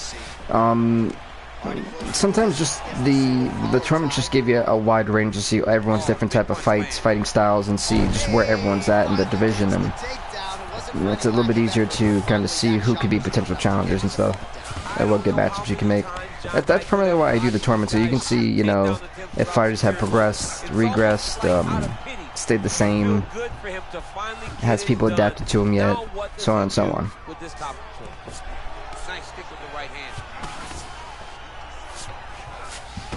Alright, so inside the open guard of his opponent, you gotta be careful playing around for too long here on the ground with this guy.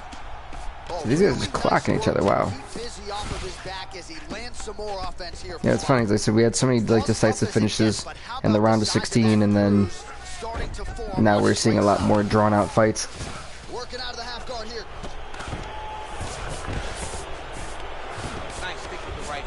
I think the most intensely, not as in like entertaining 16 bracket tournament we had was the men's bantamweights. Like yesterday, that one was killer. That one was tough. Literally. Great recognition of seeing what your opponent was trying to do.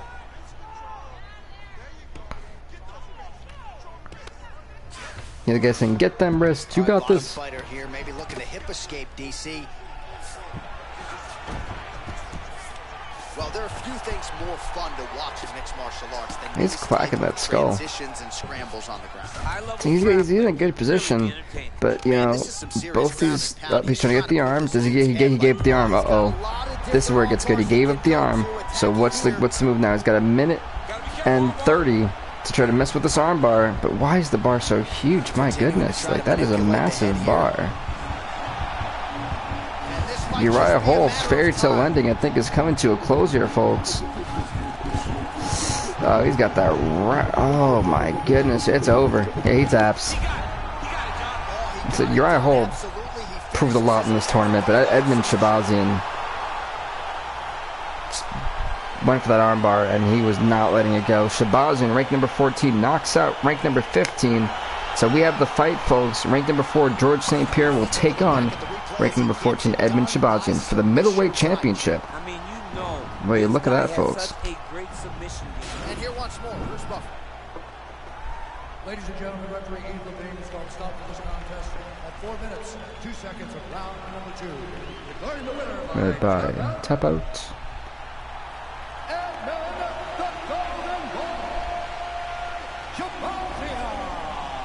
So there he is, all smiles, and rightfully so after he gets the... Well, good for Edmund Shabazian, man. But next up, folks, the final fight of the middleweight championship before we're going to the 8-woman bantamweight one. This is going to be good. All right, coming up next, this highly anticipated matchup for the UFC middleweight division title. George St. Pierre takes on Edmund Shabazian. 4 versus 14. Here we go. Right, so the fight is underway. We will see how it plays out. It's a pick'em fight according to Las Vegas, and really hard to think of a weakness that we have seen on film. Oh. Guys in their UFC careers. I feel like both of these guys are the top of the food chain. Crowd chanting for GSP. But you see how George St. Pierre does not have as much stamina or as much energy as Edmund Shabazian does. So that's going to be interesting to see how these guys are similar still, but how, what is the effect going to be? Because for Edmund Shabazian, you know that on the ground may be your best bet here, because I can't see George St. Pierre. I mean, by the way it looks, Edmund Shabazian may get dogged on the stand-up.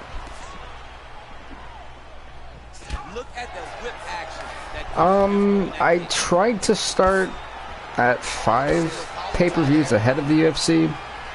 And I don't remember where I went up, but I know when I took a break from UFC 3 for about a year, because like I said, I didn't do UFC 3 for full time. If I did, we'd be at such a higher pay-per-view rate. But I don't remember, because I know it was like we hit UFC 240, I think, and then we took like a 10 to, I think we took like a 10 pay-per-view or 15 pay-per-view break, and then now we're here. But yeah, I probably should have started at UFC 1. Oh, that would have been better. But, yeah, it is what it is. You gotta start digging your shoulder to a side and trying to shove an underhook. You cannot bend down to try to get Hey, that could be something that you do, though. I said I do that for my not online one, like, because every year I restart like a not online one because I want to get my XP up, and this year they kind of make it an incentive to actually, you know, play not just the career mode, but if you're not an online person, you can do other stuff. So this year, I think I'm gonna restart everything, and at least like in my offline universe mode thing that I do. If at first you don't succeed, you try again. We see this now. Here's the thing, though. George St. Pierre is getting put in the same predicament as Yoel Romero. Right now, if Edmund Shabazian does pull this upset off, he should be sending a thank you card to Yoel Romero. Hey, what's up, WEIDMAN? Welcome, welcome. You know, it's funny. I don't think my chat screen is actually. Oh, it is working. Hey, look at that. But I have an appreciation and a healthy one for these type of transitions. You can tell he's been in the gi at some point in his life. Yeah, trust me. You didn't. UFC 3 almost made me not actually buy UFC 4. I'm not gonna lie. UFC 3, I just didn't like the gameplay. He's got side control here, DC. You know, he's got a lot of different submissions in his arsenal. Yep, this is my final part for the UFC weekend, and then this week coming up, the 17th through 20-something, we have the big UFC. I'm going to promote this heavily. Like, UFC 259 is a pay-per-view that I'm going to be doing that you don't want to miss. It's going to be 22 fights. I might push it to 24, maybe more, but I kind of want to have just a solid 22 fights. That's going to be a big pay-per-view, going to be held in Madison Square Garden. All the champions who win when they're both in these tournaments will be putting them on the line at UFC 259, and then I'm even going to add in an undercard championship, which I know that's never been heard of, but it's going to be for the men's divisions. It's going to be an openweight championship. And yes, I don't know if I'll put a ranking for it because it's an openweight belt. It's kind of hard to do that. But an openweight championship will be an undercard fight belt. Just to keep that. It's still in debate. I may go through with it, I may not. Edmund Shabazian getting rocked, and I don't know how. He should take it to the ground. Oh my god! Wow. Edmund Shabazian. This kid is the middleweight champion. You know, the controls are wonky on that Isaiah plays. They're really wonky, but Edmund Shabazian. Holy mother of pearl. Wow. He just boom. Good night. Like, Edmund Shabazian comes in a rank 14, 0-0 record, and knocks out George St. Pierre in the finals. Ladies and gentlemen, referee Ep3 has called a stop to this contest.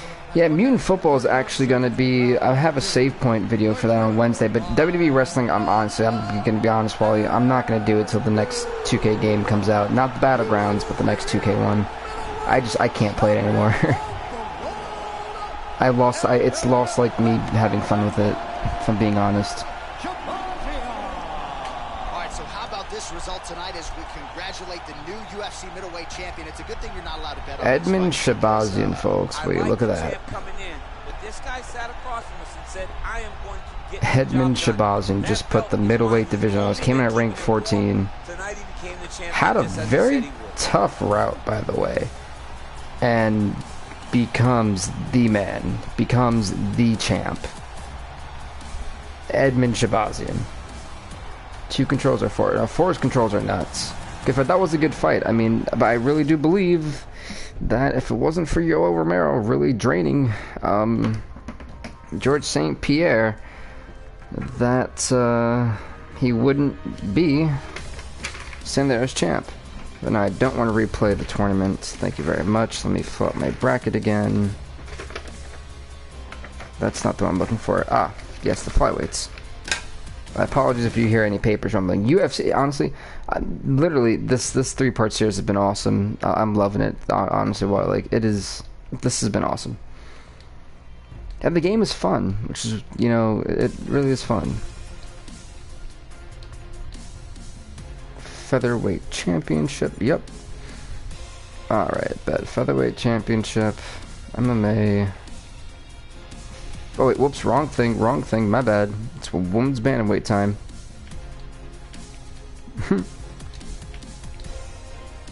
No pain, no gain. Yes, because I was thinking of a final thing for the tournament before I just put on fight nights and blah blah blah. Which I actually have to make sure I have the right number for the whatchamacallits, the bantamweight stuff. We'll be at the Honda, we'll be at the Toyota Center. Yeah, we'll be at the Toyota Center, we'll end it off in the Prudential Center actually. Boom, perfect. There we go. So in this one, folks, we have the former champion Ronda Rousey. Where is she at? There she is. They only gave her a 4-star. Really? Okay, okay. And she'll take on the debuting Aspen Ladd if we can find her. There we go.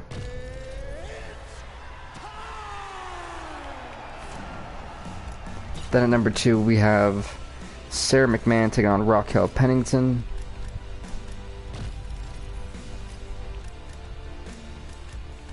There she is. Yep, she was the champion at the end of it. The ragdoll effect was awesome. I love the ragdoll effect. Misha Tate, Caitlin Vieira. Where is Misha Tate? There goes Misha Tate. Caitlin. I'm gonna go at the bottom. There she is. Boom. And then rank number 4. Oh, I messed it up, didn't I? I did. It was supposed to be Holly Holm over here. My bad. Whoops. It's fun. This is the first time I'm actually making mistakes on it, which is interesting. Yeah, this was Marion Renault. My apologies, folks. It's supposed to be this. And then Tate and Vieira over here. So I had it backwards on this one. When I wrote it down, I didn't realize I actually had it backwards. Whoopsie daisy. Alright, perfect. Now we can get the tournament on. Alrighty. Now I'm gonna skip one fight, and that's going to be the... Yeah, let's skip the McMahon and Pennington fight, and Raquel Pennington knocks out Sarah McMahon. Well, will you look at that, folks? That's how you get it done. Actually was not expecting that. So I try to like fix my little papers here. Man gets the loss. Raquel Pennington gets the 1-0. Gotta write that down to remember that. Alright, rank number 1, Ronda Rousey takes on rank number 8, Aspen Ladd. Now, I mean, let's see if she can choke people out. Like I said, she made a hell of a statement in UFC 3's that series.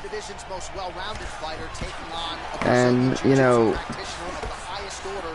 with Ronda Rousey, we've only seen 2 champions, by the way, reclaim their belts from UFC 3. Alex King, the flyweight champ, and Tito Ortiz, the light heavyweight champ. Can Ronda Rousey be the third? Look at this great takedown. And if I'm not mistaken, Ronda Rousey could actually make history.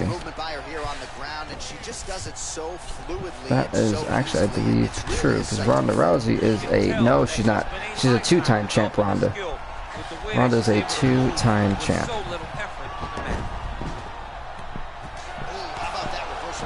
Let's see. You see, Aspen Ladd, I don't know much about it. I actually never heard of Aspen Ladd until this game. So I can't really comment much about her, but as for who hasn't heard about Ronda Rousey. But you know, again, the one thing that's that I want to bring to attention here is the fact that we have damage retention on. We've seen a lot of people who typically would dominate in fights, you know, waste so much energy in the first 2 rounds, the first 2 fights that they go through, and then the 3rd or 4th fight they're out of energy. They have no more stamina left, and then they get beat. We've seen it with George St. Pierre, thanks to courtesy of Joe Romero. We've seen it to Aljamain Sterling, who was on the cusp of making history until Bruce Lee decided to kick him right in the skull, and that was it. No, he didn't kick him, he actually uppercutted him. So it's things like that. So, you know, it's nuts.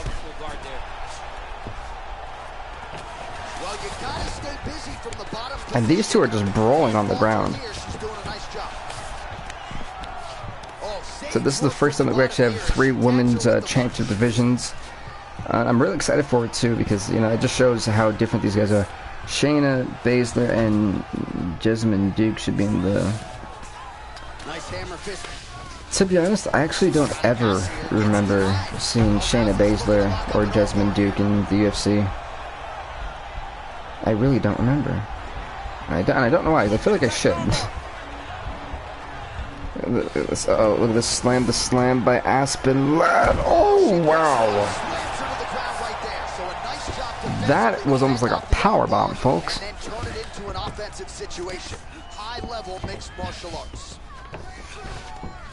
I do remember that's where I put the designated stuff. So the welterweight and middleweight one I can finally throw in the trash. I don't need that bracket anymore. So the heavyweight one. I apologize if you can hear papers ruffling. Trying to like make everything like neat and tidy while I commentate. But folks, the women's bantamweight championship tournament is being held in the Toyota Center. This is going to round number 2. But I do know that they were both mixed martial artists. While I do that, I do know.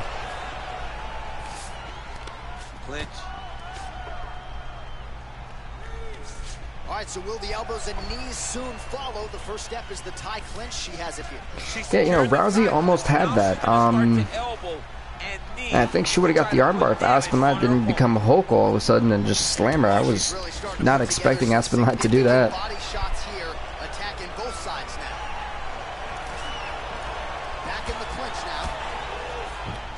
Those shots are nasty. What a punch. Some nice back and forth action here. Cursor Shields. I actually do know who that is. Yeah, that wouldn't be too bad. See, I always like to make just different characters that aren't necessarily real. Like, you know, Akina Misaki, a guy who came in, dominated in the tournament, lost in like the semifinals of UFC 3. He kind of lost in the opening. He lost in the opening round. Derek Brunson in this one, but there's some fighters who have really made a name for themselves. Alex King's another one. So we've even had some guys fight for the belt. And by the way, folks, me and the matchmaking committee are gonna have to talk after this stream, and we're gonna try to put together. Well, I have to put together the ranking system and everything like that. But once I finish that, I'm gonna have a talk with the fighting committee and see what fights we think are gonna be on the pay-per-view, especially for the prelims. So just keep that in mind. They're hoping for a big show. Rousey gets in the clinch yet again. So it's really cool to have 11 champions now. Well, she's been good tonight, but she missed without it. Yeah, Ronda Rousey is in the UFC Hall of Fame at Wally. Yeah, Brock Lesnar would be a nice little addition to the game, but because he's contracted to WWE, they weren't going to let him be in the game. Especially because WWE works with 2K and EA works with UFC. It definitely was going to happen. Though it's funny though that they have CM Punk in the game. That's funny though. Nice stick with the right hand. Oh, beautiful hook for her there.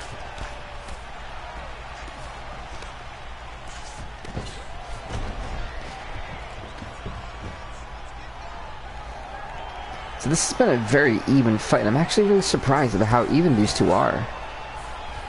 And I haven't seen any stat tracker to see if like anyone has an advantage in this fight. She has mixed up her targets well, and after a while, you go up to the head and hope it ends the night. Hey, there it is. Her first takedown. To be honest, it depends on how it looks. Because with wrestling games, I am very picky. Like, it's got to be good graphics. I don't think it'll be 2K graphics, but it should be at least a AAA worthy type of game for me to want to buy it. But I kind of do want to get it because there's a lot of wrestlers I do like in AEW, like Kip Sabian, Santana and Ortiz, the Lucha Bros, Hangman Page is another one, Chris Jericho. I'd love to use the Judas Effect. And facts at what, at which one? At, Isaiah. Man, she is just non-stop on the ground. Rousey's looking for Oh, she's going for another armbar. Nice thing. Can Aspen Ladd get another power bomb like that? Power bomb. Getting another slam like she did before. That's the real question here, because she had it before, and she absolutely rocked Rousey. I think she's got it again. Oh my goodness! Said Rousey's bread and butter here has not worked for her. We've seen her tap out Sarah McMahon, Kat Zingano. The list goes on and on. Jessica Andrade is another one. She really did had to put a lot of people, when we had just that one women's division, on notice. It was no one could beat her. So for both these fighters, you don't want to leave it in the judge's decision, because this fight is too even, and I don't think we could be upset with either way the judges score this one if it does go to a decision, because I can't find a winner here. So she's going for another submission, but you know my concern here is does Aspen Ladd potentially have a way to fight this out, to fight out of this? Yeah, it's locked in. Look at how well she's positioned the foot. It's nuts to me, folks, how she's able to do that. And she made her tap. Wow. Wow. We talk about putting the judges, not involving the judges. Rousey KO got the win. She didn't even need the KO. She got the tap out. I didn't see that happening. I really believed this fight was going to go to zero, but Ronda Rousey proves wrong. And let's be honest now, Aspen Ladd gave her one hell of a fight tonight, and I definitely want to see more of Aspen Ladd in this series. This was an amazing fight for both fighters. But the thing is, now here's the question though. This took a lot out of both fighters. Ronda Rousey specifically, how she can handle 2 more fights after being through a grueling wrestling battle? And this was not a stand-up fight. This was a straight-up wrestling and jiu-jitsu fight. So it's going to be interesting to see how Rousey kind of survives for 2 more fights. Ladies and gentlemen, referee Herb Dean has called a stop to this contest at 3 minutes and 22 seconds of the 3rd round. The 3rd round. The winner by tap out,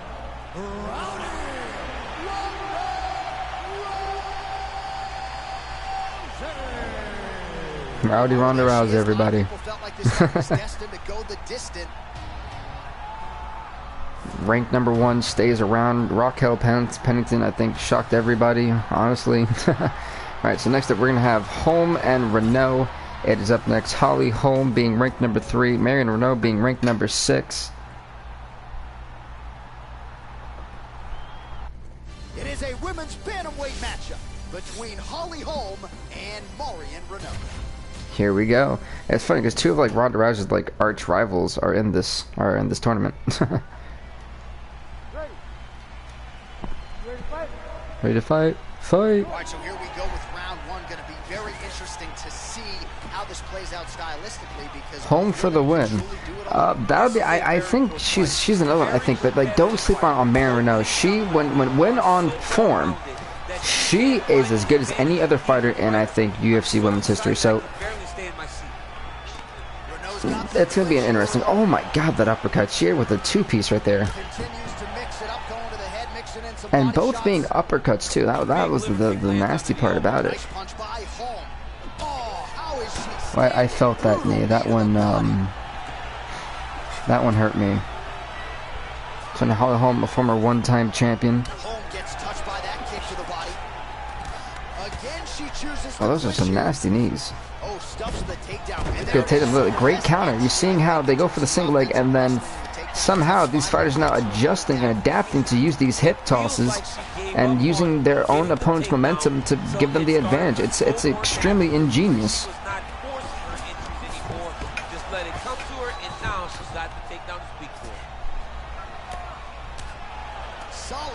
And the Renault is trying to just pop her. My goodness. Unbelievable sweep. She did a fantastic job of manipulating the Go home, carrot tap. I want to say that while I believe Holly Holm would be more of a, I can't see her knocking out Renault, but I definitely think she's gonna go for the tap out. What is the Spider Monkey's record? I don't think you want to know that one.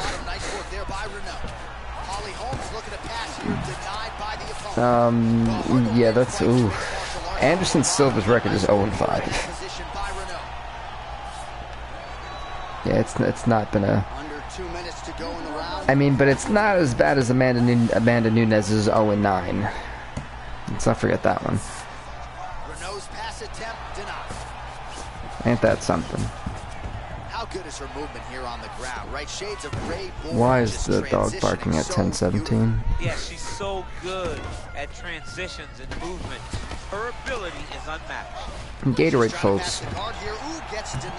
The only thing that's kept my voice from like being non-existent.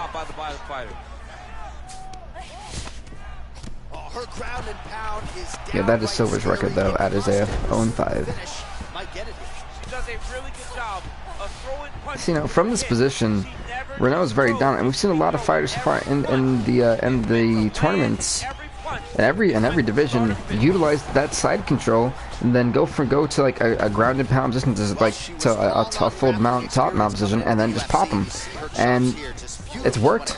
They've done so much energy and just smaller jabs, embracing more cuts, making sure they bleed a little bit more, and they've been able to get knockouts out of it. Of course, later on in the fight, but it's a great strategy that's been utilized and been very effective. Oh, she blocks the punch. Catches the kick there. We'll see what she can do with it. Again, they will clinch. We'll Look at this. How it goes. She gets to her spot, the tie clinch, and then she starts to let the knees fly. Oh, another knee. That's some nasty. Oh my gosh. Some nasty knees.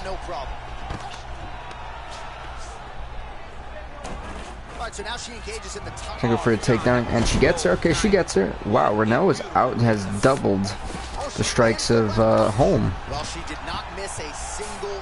Can go for the armbar. She gets the armbar. This fight could be well be over.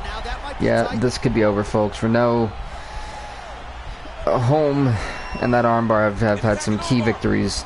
It wasn't. I think it was Holly Holm who actually tapped out Ronda Rousey. I know it was Holm and Rousey. I know Holm either beat Tate by armbar or beat Rousey by armbar back in UFC 2. The good times of that one. It is locked in. But I feel like Renault could potentially get out of this. But there's so much time on this clock. If she hangs in, this arm's definitely gonna snap. She's gotta figure out something and something quickly, because if not, she's gonna tap out. And Marion Renault forced to tap out. Holly Holm gets the armbar submission to go on to the semifinals. Holly Holm, everybody. Rank number 3 makes rank number 6 tap out. where it's called Mega Card Championship Combat, where it's a scenario where we like the NXT for the UFC, but we still bro G and big stars like John Jones and have a few calves. That's not bad. That's some pretty good creative fighters, though. That's actually a pretty cool idea, man. And you know, Wally Holly Holm, she got a hold of that arm, and she was not letting go. She was prepared to snap that thing. She was determined, literally.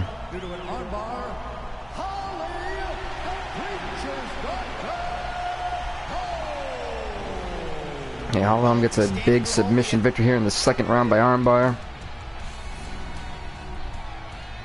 So next up, folks, Miesha Tate, the former champion, one-time champ. That's a good idea. Hey, that should be fun. Add Isaiah Place, man. That should be very fun, though. And it's a good idea, man.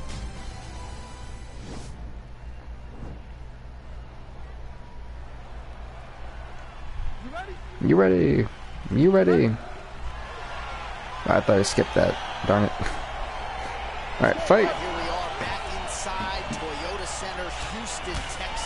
And here we go. Miesha Tate, the former champ, looking to become a two-time champ, obviously, but Tate for one. I don't know. I feel like this one could be Ketlen Vieira, because we haven't seen Miesha Tate fight, and I don't even think she fought in UFC. UFC 3. I think if she did, it was like once after the tournament. I don't know. Like, I feel like we could have an upset on our hands. I feel that ranked number 5, Ketlen Vieira, is going to take out ranked number 4, Miesha Tate. But when you do hip tosses like that, well, then again, she got right back up. So, oh, nice Superman punch. So no surprise, once again we find ourselves here. Remember, folks, after the women's bantamweight championship tournament, we have the final tournament, which is the featherweights. Men's featherweights. It'd be an 8-man tournament. So again, they will clinch here. Nice punch land over the top. The 8 has got the tight clinch. She's got a good one. Oh, nice shot. Oh, good. Oh, no, never mind. That's again. It's a great strategy to use your opponent's momentum to get back into the position you want to be in. Smart. And oh my goodness, this was quick. It's got the wow. That I really didn't expect her to be in this position so quickly. Go Tate, tap out. No, I don't think you want Tate to tap out while she's not in a good predicament right now. Nicely done. All right, she's in the full guard here, DC. She's now trying to trap an arm. Is she going for an arm or a leg? Well, now Miesha Tate's trying to tap her out, but attacking armbar. oh, she's going for the, but then she's about to get slammed by Ketlen Vieira. Oh my goodness. So she appeared to be fending off the armbar, and then she just used her power. That was nasty. My goodness, I felt that one. Effectively from the top here. Nice ground and pound by Vieira. She's trying to pass here, gets denied. Got denied because she's Get the win, Tate. I was about to say, yeah, I don't think we wanted to tap out. That would be good.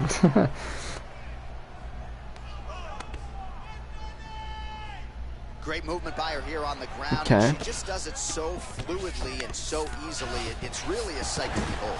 Oh, nice counter. I like that one. That was a good counter.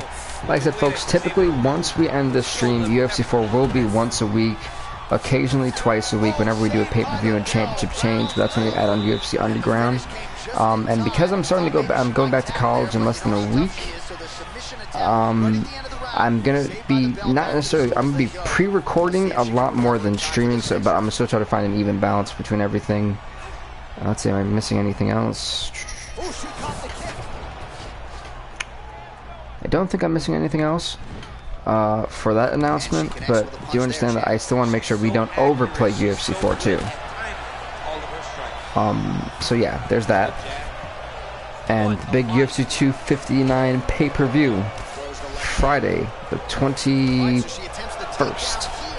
Decent entry, but unable to get the fight to the ground. She's having a difficult time putting her in the hips. Triangle upper body, try to engage in the And that should be around 12:30 on Friday. All right, so once again, they will clinch, and we will see which fighter is able to advance their position from here. Well, that was nasty, my goodness. To attempt to take down. Both of our combatants have the ability to score and secure the position. Who's going to be the one that makes the first move? These two women are, they're going all out. Like, there is no type of kindness. These two are just, they're brawling, they're battling, they don't care. Trying to take each other's heads off. Good take. I actually thought she caught the arm real quick, but I guess not. See, when you're in a position like this, it's actually a really good position to be in. But again, Miesha Tate knew what was going on there, and she just said, not today. Should go for a submission, I think. Every movement has purpose. Vieda's lower jaw now is starting to show some signs of swelling. We'll keep an eye on that. But a lot of damage absorbed by Mia in here tonight. Got you. So my next UFC live stream at Isaiah Plays is gonna be Friday. Friday at hopefully 12:30, but definitely check in for Friday on the 21st of this week. So that'll be my next UFC stream for it. And I also am gonna update my channel description every week. That way you guys can see what games are gonna be played on what weeks, and if it's gonna be a live stream, if it will just be a content video. Sounds perfect, Isaiah. Sounds perfect. But yeah, just big update for everyone. I'm gonna start posting my schedule again. Say it one more time. I'm gonna post my schedule on my channel, so that way you guys can see everything on a weekly basis of what I plan to do. So that way you guys can kind of know what I'm doing and get a big heads up. Alright, so the ground and pound strikes continue to land. She's not staying busy for the sake of it. She is doling out damage. She's landing a lot of punishing ground and pound. And this is going to really zap her opponent as they get back to the Oh my, we're going to round number 3, and this has been a very even fight. But I'm actually going to type in my stuff to get updates also.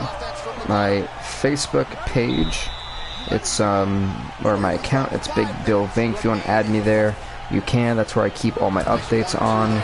My Twitter.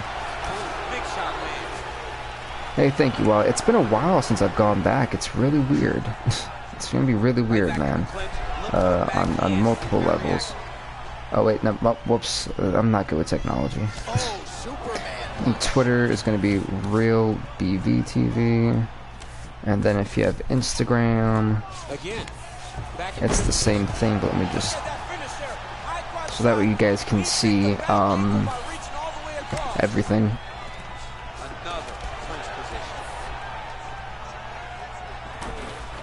She's got the tie clinch.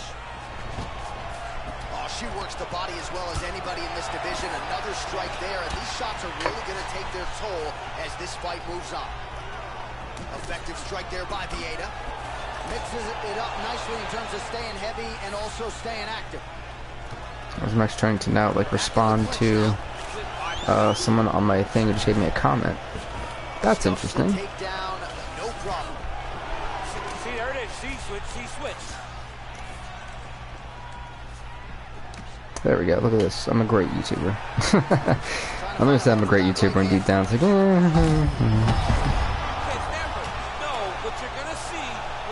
my goodness, that was nasty. So I just kind of gave you guys all the updates there, which is awesome. So I think that should have worked for everyone. Vieda's has got full mount now. Alrighty. Who is that? Let's see. Am I missing something? Oh, what's up, the Dean? Yeah, now back to the fights. So that's what we're missing. Why is everyone trying to go for an armbar in this division?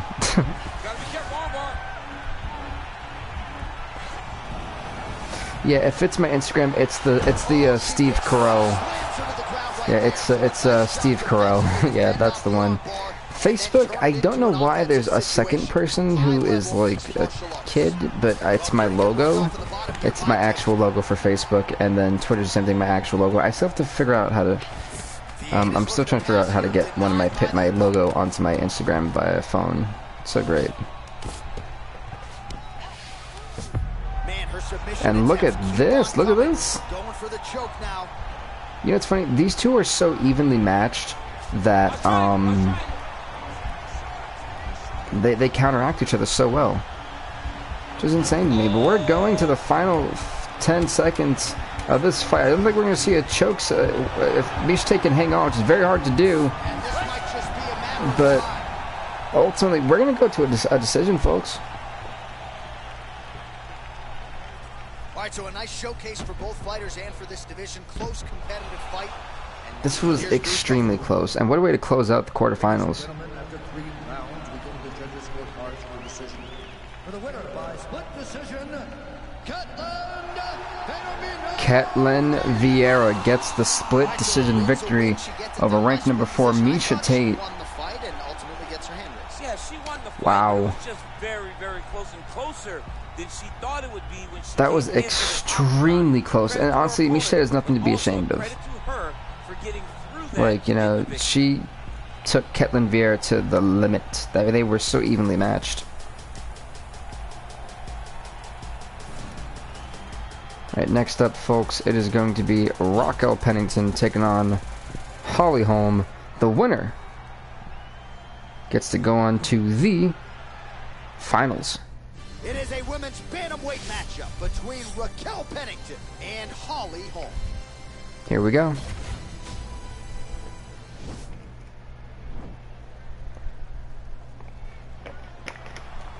Ready? Gotta love Gatorade.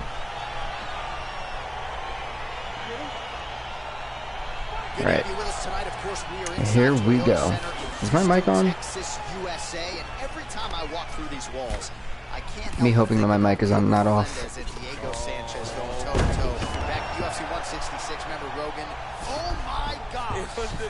Look at this, Raquel Pennington and Holly. You can see the difference, though. You know, Pennington's pretty messed up compared to Holly. Oh, there's some nasty kicks.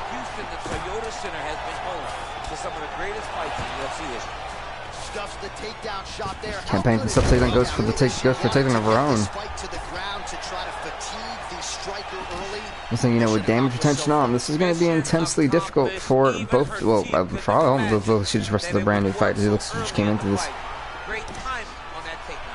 But, you know, Holly Holm did really well with just protecting her, you know, making sure she didn't overexert herself. Ranked number 3, Holly Holm taking on ranked number 7, Raquel Pennington. The winner goes on to the finals. I don't know about that, John, but she is a fast, accurate striker. Under 3 minutes to go in round 1. Yeah, at Isaiah, yeah, that is my profile picture, yes. That is my Instagram picture. I should probably make it my logo. That would probably be better. Decisions, anyway. These women are just, they are going to, my gosh, they're just throwing all types of punches. You know, I love when the game is giving the AIs tips on what to do. I'm pretty sure they know what to do. There are so many options to dictate and control this exact position. That's a nice uppercut. Take advantage of it. Oh. Mix it up, going to the head, mixing in some body shots. And they separate. Big knee lands there. No, that was a nice knee, I'm not gonna lie. Oh, but uppercut. I feel if Raquel Pennington, well, first of all, Raquel Pennington wasn't supposed to beat Sarah McMahon. I don't think anyone expected that one. And if Raquel Pennington then beats not only the number 2 rank, but then the number 3 rank, forced to be reckoned with, people. So she knocked out Sarah McMahon. Is Holly Holm next? Oh, the uppercut is clean. An uppercut landed. Great takedown. Oh, nice takedown.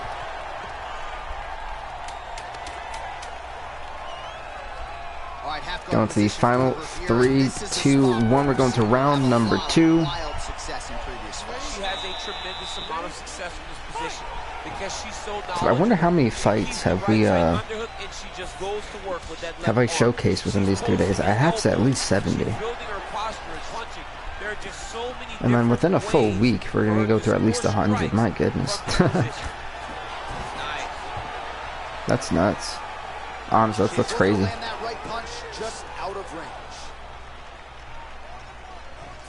Left hook counter there yet again. Oh, stuffs the takedown without issue. Game of inches right there, boy. Wow. About 40 strikes for Pennington, 30 for Holm. Stuffs the takedown, no problem. She does it well. She actually did stuff takedown pretty good. Wow. She lands a switch knee. Oh, good work with the knees here by Holm. Good takedown. Oh, wait, she got right back up. My goodness. She took her on her own personal flight over the top with that beautiful hip toss. Fantastic takedown. With there we go. So you see Holm constantly trying to take Raquel Pennington down, and she refuses to go down. When you're in a clinch, you can pull down on the head and land these beautiful punches to the head. Again, back into this position.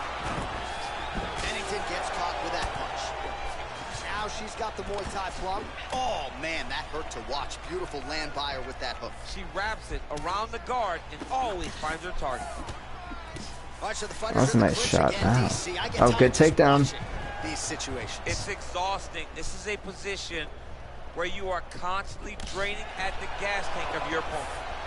Well, she has nice little punch. Okay. Here in round 2 and starting to find herself in the pocket a little bit. She was a little bit hesitant. Oh, that was nice, John. That was nice. Oh, she got on the guillotine. She got on the guillotine. This is not good for Holly Holm. And this might just be this could be it for Holly Holm. Wait a minute. Look at this. I think she's turning around. We've seen this a lot in the middleweight division. It's funny. These bantamweights here in the women's division, they're so great at countering submissions. It's insane. They have like one of the best submission awarenesses possible. And another counter, that was nuts. These women, they're so even. They're evenly matched, honestly. We'll see what she can do from here. Well, she's got great upper body strength, and that's why she passes, because she doesn't necessarily feel she needs the legs to control her opponents on the ground. So she's actually just pounding her. My goodness. That you give your back. That's why you see she has so many rear naked choke submissions. I would never give you mine. Don't give me that. Well, there are few things more fun to watch in mixed martial arts than these type of transitions and see, with 15 seconds left, we're going to definitely be going to round number 3. So this is the first fight of the semifinals. One of these women will be going to the finals to be for the women's bantamweight title. Who's it going to be? Will it be Pennington? Will it be Holm?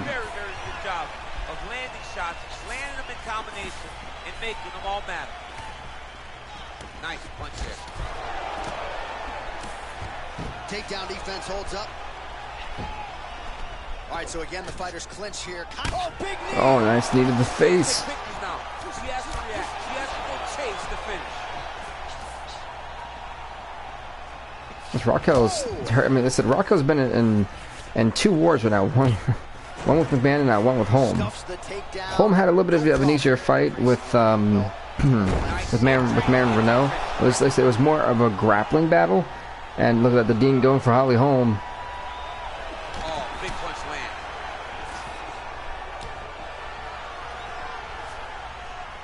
Just misses there with the left. Oh, she landed another strike to the body there. Very smart to work that body later. See, but can Raquel Pennington keep this pace up for another 3 minutes and 20 seconds? Kind of hard to do. She is certainly getting after it now. So Holm is still fresh. That's the thing. Holm is still fresh compared. Oh, this is where the fight kind of goes on a downward spiral for Raquel. All right, so her ground control is outstanding. Half guard is when she's at her most dangerous. Yeah, she's at her most she's hurting. When she has a half guard. She is hurting. So brutal with the ground and pound. She likes to go after fighters and really wear on them, force them to make decisions to get their back. Because you heard, I think that was Yves say, you need to do something. I think he was going to call it. Under 2 minutes in our third and final round.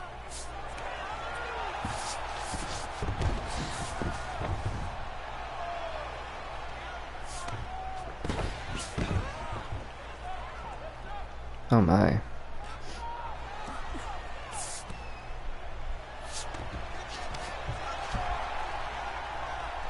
See, Raquel is exhausted, you can tell, but she keeps on trucking along. So can't she hang in there for another minute and 10 seconds? I'm glad I'm not the only one that's putting stuff in the group chat. Yeah, it's close. I love interacting with you guys. Honestly, it's very fun.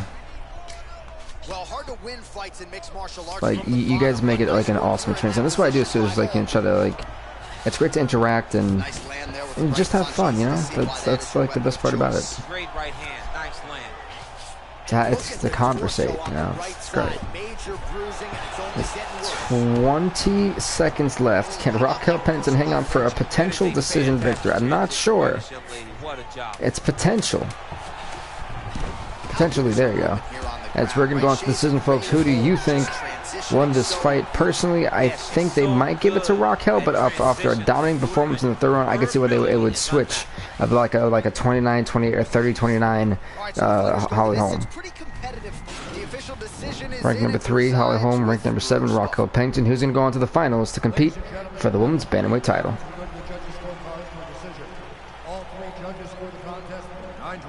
29-28 by all 2 judges, okay. Holly Holm wins by unanimous decision and knocks out Raquel Pennington. Holly Holm will be going on to the finals. Can she become a 2-time champ? We'll soon find out.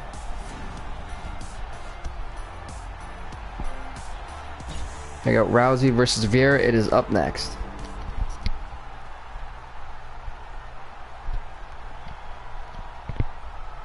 Alright, it's taking quite a long time.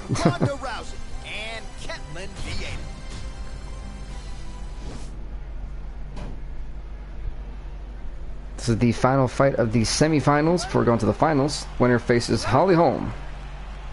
Ranked number 1, Ronda Rousey, the former champ, takes on ranked number 5, Ketlen Vieira. So, you know, like I said, look at the difference in energy. How much, you know, can Ronda Rousey really survive a full? Oh, good takedown. Oh, she gets right back up. Great hip toss, and she gets right. I don't know how they're doing it, folks. So after this, folks, we're gonna end it off with the featherweight division as we crown their champion.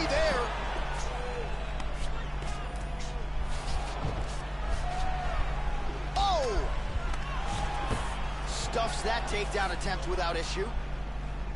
For now, both trying to go for a takedown. Oh.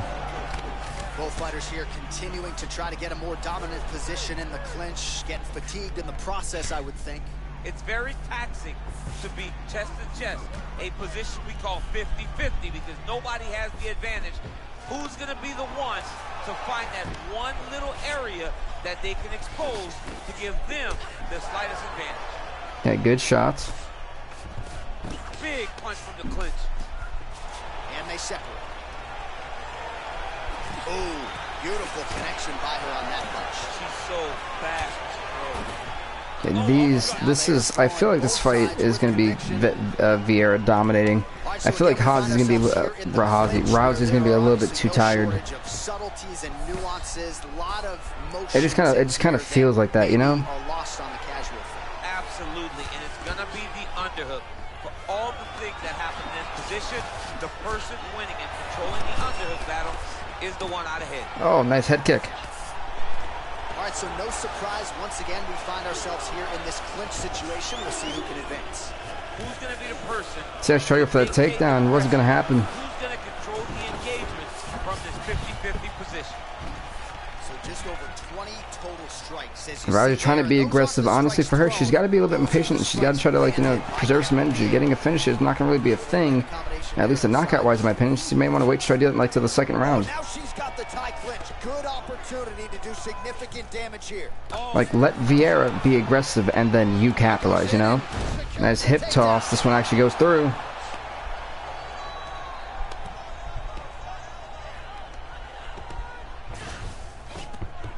Well, she was long on grappling experience coming into the UFC, and you see her chops here. Just beautiful when it comes to the transition. It's very difficult. That's really interesting. Rousey, yeah, she's stuffing Rousey's trying to, like, movement here. And so they've done a great job just counter wrestling. I'm running out of the skater, I don't know. Great recognition in the grappling transition. Way to maintain that. There we go. Let's go. It's a warning.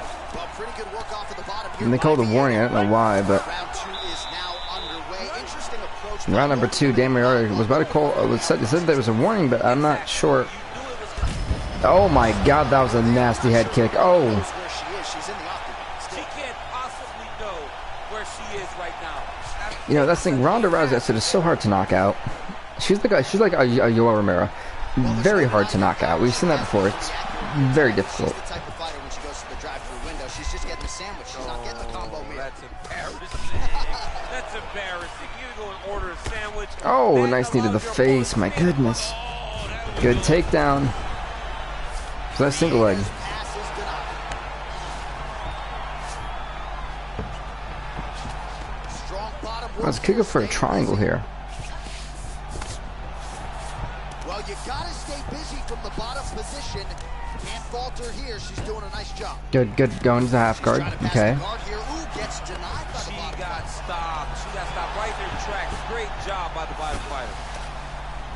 Now, what is if she can go into top mount? She could probably get the arm of Vieira and then try to set up for that armbar submission.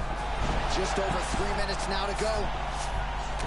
Vieira's looking to I think Rousey can still go for a triangle. Not have it.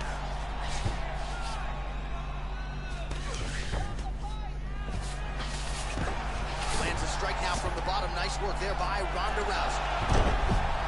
That was a great transition, and look how she's right in top mount and perfect. Oh,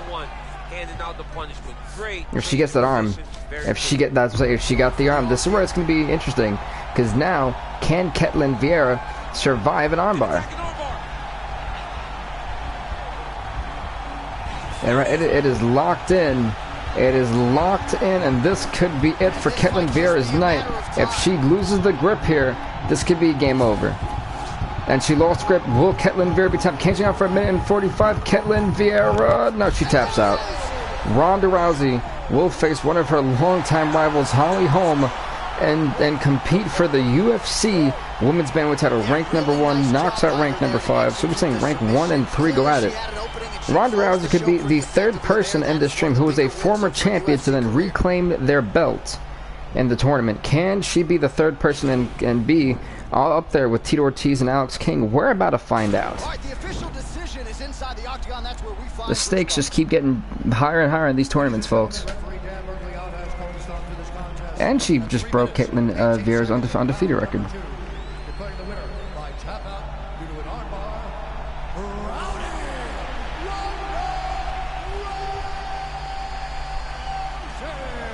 Congrats to Ronda Rousey going to the final. She's got one more fight though, and it's going to happen next.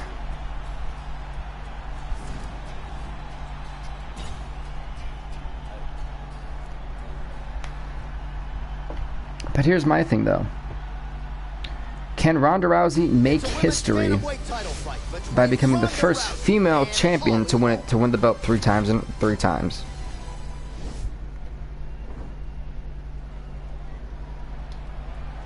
And also, you know, make a statement by becoming the third champ, the former champ, to reclaim the belt. Here we go, folks. There's this final fight in the women's bantamweight division for the women's bantamweight title. Remember, folks, we have one more tournament after this. The 8-man featherweight championship tournament is next. It'll be held in the Prudential Center, and that'll be the final tournament we have in this in the MMA weekend. Yeah. Nice job getting the fight to the ground here in the early go. Sometimes taking that shot too early you can find yourself like Ben Askren. They go back to they're back to the stand up here. Exactly what she wanted to do, and now she finds herself in a dominant top control position. Ben Askren not going to be too happy if he plays EA Sports UFC 4. He won't be happy with his boy. Uh-oh. That one snuck in. I just realized Daniel Cormier just like massively took a massive shot at Ben Askren, and what a spear by Holly Holm. Well, she did not miss a single grappling practice during this training camp, and Here's your evidence. Outstanding movement. Yeah, it's funny not to mention training camp. How do you have a training camp for a tournament? Great movement by her here on the ground, and she just does it I so refuse to believe that you know, you sit there and you study 7 other fighters. Do this. Uh-oh. An armbar. Holly Holm is in trouble. The armbar's been applied.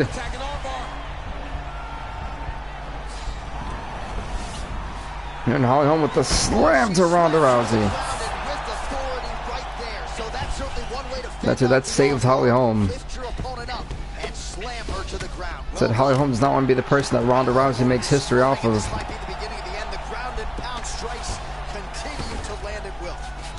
And oh, look at this. And you know, the thing that again takes into play here is the damage to the stamina. Does Rousey even have enough energy left in her to keep this one, to keep this fight going? Man, she is just non-stop on the ground, moving in all the right directions. Another nice transition by her there. She's moving a lot, but every movement has purpose.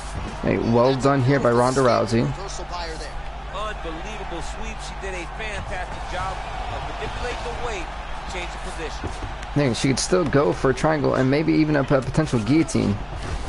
Well, there are few things more fun to watch in mixed martial arts than these type of transitions. And Rousey wisely stopping Holly Holm from, you know, from oh, good takedown again from Ronda Rousey. And look, she's exhausted, you could tell.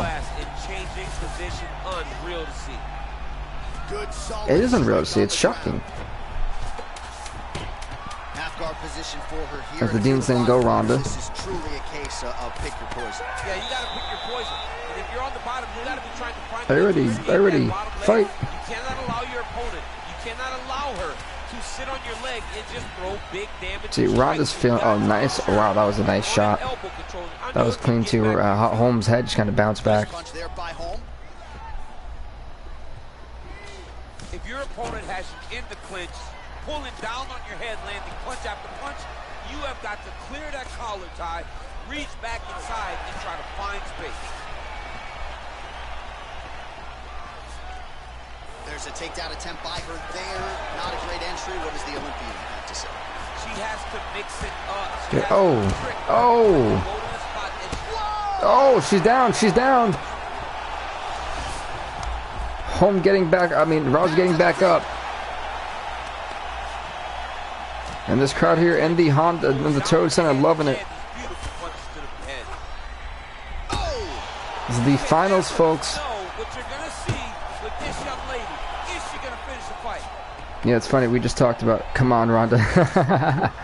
I was obviously going for Ronda Rousey to make history here. And she could also be the first woman to have 15 wins under her belt if she does win this fight. Because I do count the tournament wins and losses. That does count towards their record.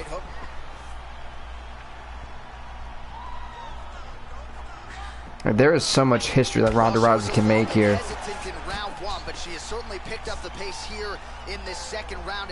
And we know, you know, with Ronda being a champion, that's why she even fought as much. You know, Ronda is one of those fighters, kind of similar to George St. Pierre and Khabib. They don't fight that often, and it's you get them once every now and again, unless they're a champion. So Rousey, who, if she doesn't become champion here, I don't even know when's next time we're going to see her. You know, like Khabib is what, 4-5 last year. I don't think we were even able to get him, or I don't think we were even able to get him on the card. GSP was maybe on once. After the oh, nice uppercut. And look at this now, she's firing back. She lands another punch there. This was not a pre-existing cut that she came into the fight with. She yanked her by her hair. I didn't even know that was allowed. Like, wow. On her way to trying to get a victory. Great punch. She's starting to put together some significant body work here, and these are going to take their toll as this fight goes on. Oh, and she finally gets good takedown. She kept on trying. She knew at some point she was going to be able to take this fight down. But maybe this takedown comes a little bit too late. seconds here of round number 2. Here's my thing, folks. I'm not even sure how Ronda Rousey's still even in this fight. You know, going to round number 3. She's so good at transitions and movement. Her ability is Yeah, it just kind of proves her resiliency. You know. Oh, Superman punch is good. But as for her staying for another 5 minutes, I don't know. Uh-oh. I think the next big shot Rousey's done. So she's holding on to her here, not doing too much, really just looking to recover. Ranked number 1, Ronda Rousey, the former champ, takes on Holly Holm, ranked number 3, Once again, for the Women's Bantamweight Championship right here tonight. Or today, because it's the morning. Or, well, for some of you guys, it's like the evening, so good evening if you're watching this from other places. that makes the first move. Both fighters throwing heat now. All right, she's landed some pretty good shots here tonight, but still, DC, unable to string any solid combinations together. I just don't believe she's confident in being in there. She's very aware. Yeah, I'm telling you, I don't think Rousey's got anything left. I think Holm thought that the referee was going to stop. Oh, it's over. Good night. The knee. It's over. Stop the fight. Stop the fight. Referee. Holly Holm is now your Women's Bantamweight Champion. She's a 2-time champ. She defeats Ronda Rousey, the former champ, in the finals. Will you look at that, folks? Can you believe ranked number 3 does it here tonight? Boom!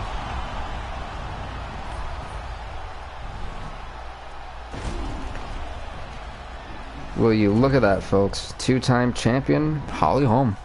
She said she hasn't been a champ since UFC too. So it's just like shocking. First buffer now with the official decision.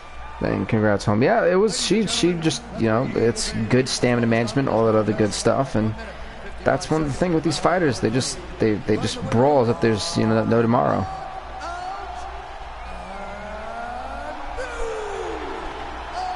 So like make sure I can always consistently make sure I know who's who and what's what. There we go. The Preacher's Daughter home. Alright, so folks, we're here on the last division that we have to crown a champion in. Honestly, it feels like a long time coming for me. You know, let's see, 5 hours Friday, 4:45 the next day, and who knows how long this is going to be. But actually, let me actually make sure I got that. Let's check this off. So I don't need that piece of paper anymore. Alright, so I have to set up one more tournament. The featherweights. Yeah, you know, congrats to Holly Holm to the featherweight championship up there. It's pretty cool. You guys can see the typing board. I actually like that. So that wasn't go to a blue screen for such a long time.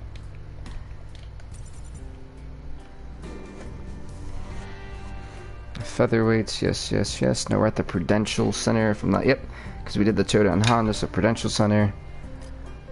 Got to keep the immersion. That's going to be a good one. As I said, so many fighters wind up jumping, you know, up a rank, up a division, down a division. So there we go. Brian Ortega, ranked number 1, the former champ, takes on number 8, Daniel Hooker. Jiu-Jitsu versus Boxer. And here we got ranked number 2, Max Blessed Holloway, who some call the greatest featherweight of all time. I know there's no... there goes Max. I was like, where was he? So Holloway takes on Michael Johnson. That's going to be a good fight. He actually moved down a division, which is kind of shocking, but he did not have good luck in the lightweight division. So next up is going to be Zabit Magomed Sharapov taking on Alexander Volkanovski. He's ranked 6. And then last but not least, Charles Oliveira taking on Renato Moicano.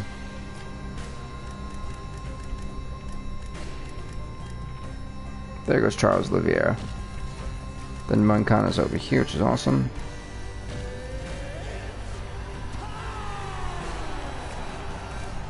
So this is your tournament. I'm actually going to skip one fight as well, as I always do. So Moicano actually beats Oliveira by decision, and we're going to kick things off with Holloway and Johnson.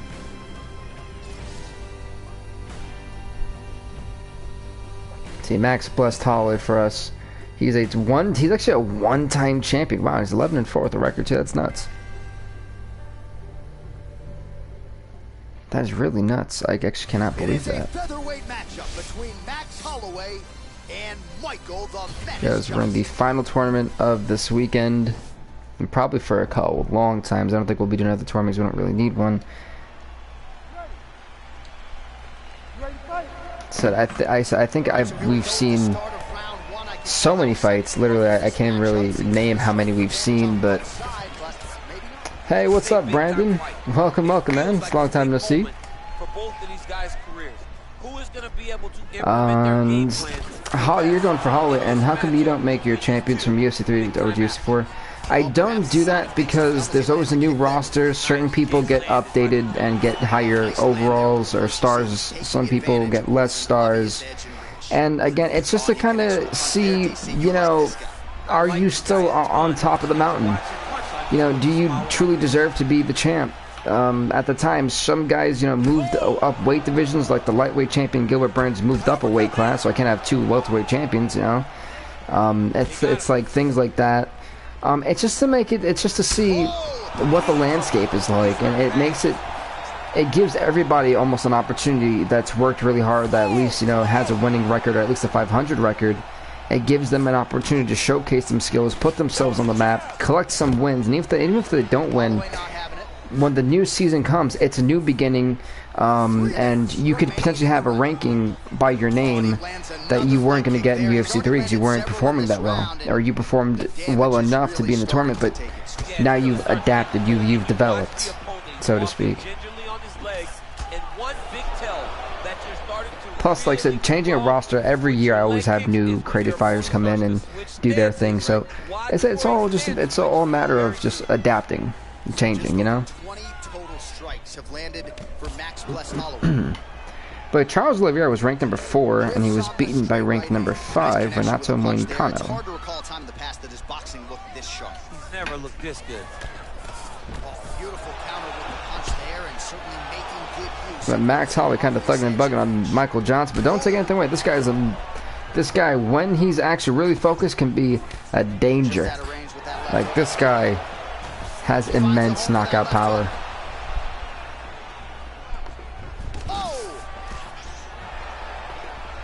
To update the Moicano and Oliveira records. Big punch lands over the top. How's he gonna follow this one? Yeah, I was actually going for Stipe Miocic. I think for all 3 fights, I went for Stipe Miocic. I wasn't too. I really don't like double championship fights. I didn't like the McGregor and Eddie Alvarez double championship fight. Oh, Michael Johnson, he's hurt. But yeah, I just felt that it's funny how Daniel Cormier complained in the last fight. And I actually love Daniel Cormier. I love his fights. They're really awesome. But I love how Daniel Cormier actually hit Stipe Miocic with an eye poke in the first fight and then knocked him out. Was it the first round or whatever that was? Right after that. But then Stipe gets him back in the 3rd fight. And then he's upset about it, but you did the same thing, and the other one didn't complain about it. The other one just took the loss like a man, and, you know, got you back, beat you the 2nd fight, and then I poked you in the 3rd fight. It was kind of funny. I just kind of found that one funny, but overall, they went to war for 5 rounds. That was nuts. Oh my God, Max Holloway's destroying Michael Johnson. I'm really shocked. Then again, Holloway was champion. No, he wasn't champion in the last one. Yeah, literally, like, you know, no pun, well, I guess pun intended, you know, but it really was eye for an eye, like, you know, and unfortunately for Daniel Cormier, the time Stipe Miocic went trying to get him back is when he retired him. Because realistically, he's retired. Stipe Miocic retired Daniel Cormier.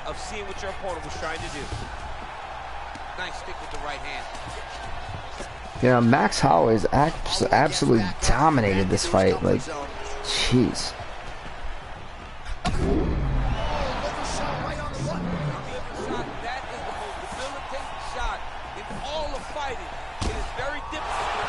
He's down again. Oh, nice job using his strength there to posture up. We'll see what he can do now. He's gonna start looking. See, the problem is Max Holloway is stopping the punch. If he just kept going with the punches, he would have knocked out Johnson a long time ago. He's comfortable fighting off his back, DC. Now looks like he's trying to hip escape. Yeah, he's trying to hip escape or maybe look for a Kimura here. Man, this is some serious ground and pound. He's trying to put this. You know, the thing here, guys, with damage retention on, when I see 5 fights like this with a guy like Max Holloway who's obviously dominant stand-up, you're going to the ground. For what reason? Back to the feet. Oh, he's hurt bad. He's hurt bad, John. He's got to press him. Honestly, I want to see Stipe Miocic versus Francis Ngannou too. I know Dana White confirmed it yesterday. When I think I was, what was I? Was I a? I was still in high school at the time. I think I was either a junior or senior when the Miocic and Francis Ngannou fight first started. Like the baddest man on the planet, you know. And that was the hype when Francis Ngannou absolutely took off the head of Alistair Overeem. And to see how well Ngannou has evolved, and not saying that because he's also, you know, my heavyweight champion, but to see how well he's like evolved in real life, it's nuts. Like I really want to see that fight, and I'm fingers crossed hoping that fight goes at least 4 rounds. The last time it was great, you know. Like if you missed it, you missed out on something special. That was a hell of a fight. He just chopped down the right leg of Michael Johnson. Honestly, if this fight does go to a decision, which I don't think it really should, I feel like Holloway could have put this fight away at least in the first round. But if it does manage to go to a decision, Stipe versus John for the heavyweight titles, the heavyweight belt is like UFC's Trey versus Wilder. I will get on that in just I'll touch on that in just a second. But you know, if this goes to this fight that goes to the decision, folks, Holloway's won this fight. But yeah, Conor. Oh God, Conor. Love Conor, but I don't know what he's doing at this point. But getting back to Stipe and John Jones, the reason why I don't say that fight is like Fury and Wilder, because a lot of people were rooting for Tyson Fury, and not many people really looked at him, in my opinion, as an underdog. Oh, that was a straight knee. It's over. That's over. Yeah, Max Holloway, he need him dead in the skull. You don't get up from that. Like damn. But no, a lot of people view Tyson Fury as a high chance to win that fight. So people are going to look at Stipe like they always do, and people forget this. People, even though he's technically the greatest heavyweight champion of all time, everyone roots against Stipe Miocic. It's like, oh, there's no way he's going to win. So people are probably going to look at that fight and with John Jones, be like, oh, John Jones has to win, assuming he doesn't get called for whatever he got called the last time. That's the thing too. He used his wrestling. He used his elbow. Now we go inside the octagon. Bruce Buffer with the official decision. Ladies and gentlemen, referee Herb Dean is going to Stops this contest. 1 minute, 26 seconds of round number 3. Declaring the winner by knockout. Well, I mean, you know, Conor does have his own, was it 12 something, .12 whiskey? I don't know what the hell the brand is, but he's got his own like whiskey beer or whatever people drink nowadays. But Max Holloway, folks, goes on to the semi-finals.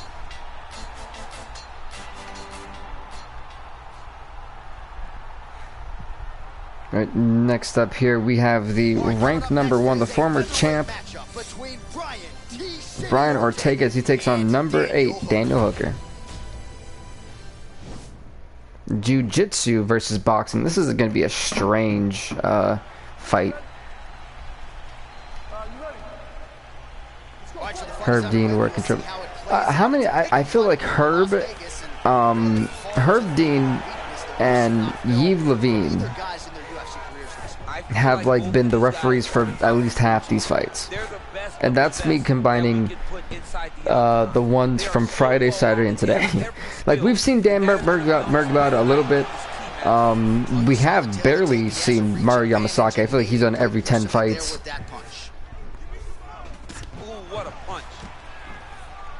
Oh man. There we go, much better. More Gatorade then.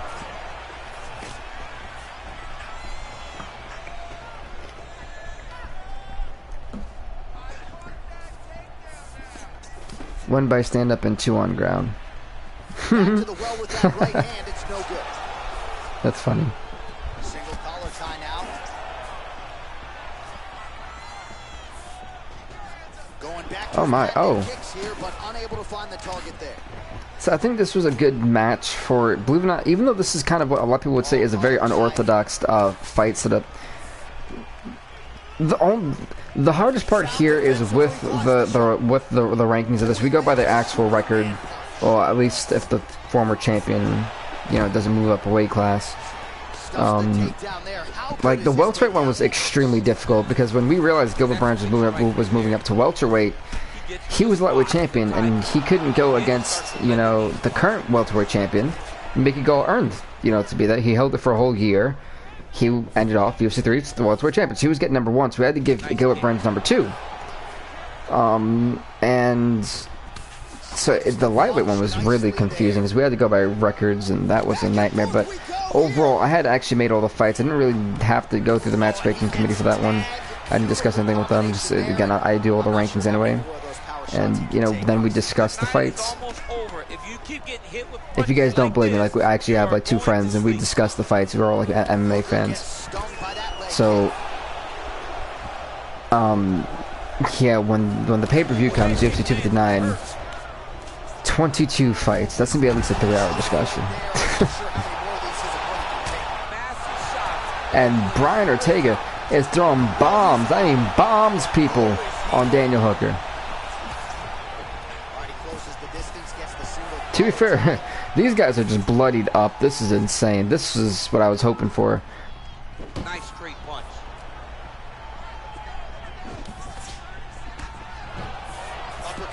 Phoenix Suns got robbed hard. I'm not sure if they got robbed like hardcore or they actually have a guy named Rob Hard. Nice stick with the right hand. The problem is, as much as I'm a basketball fan, and whenever I hear the Phoenix Suns, I begin to go to sleep. So I'm guessing they got robbed of a game? So I don't think I know a basketball player named Rob Hard. I need clarity. Does anyone know what that? Can anyone Google that for me? Yeah, to be honest, I've actually stopped paying attention to the NBA bubble. Oh, good kick.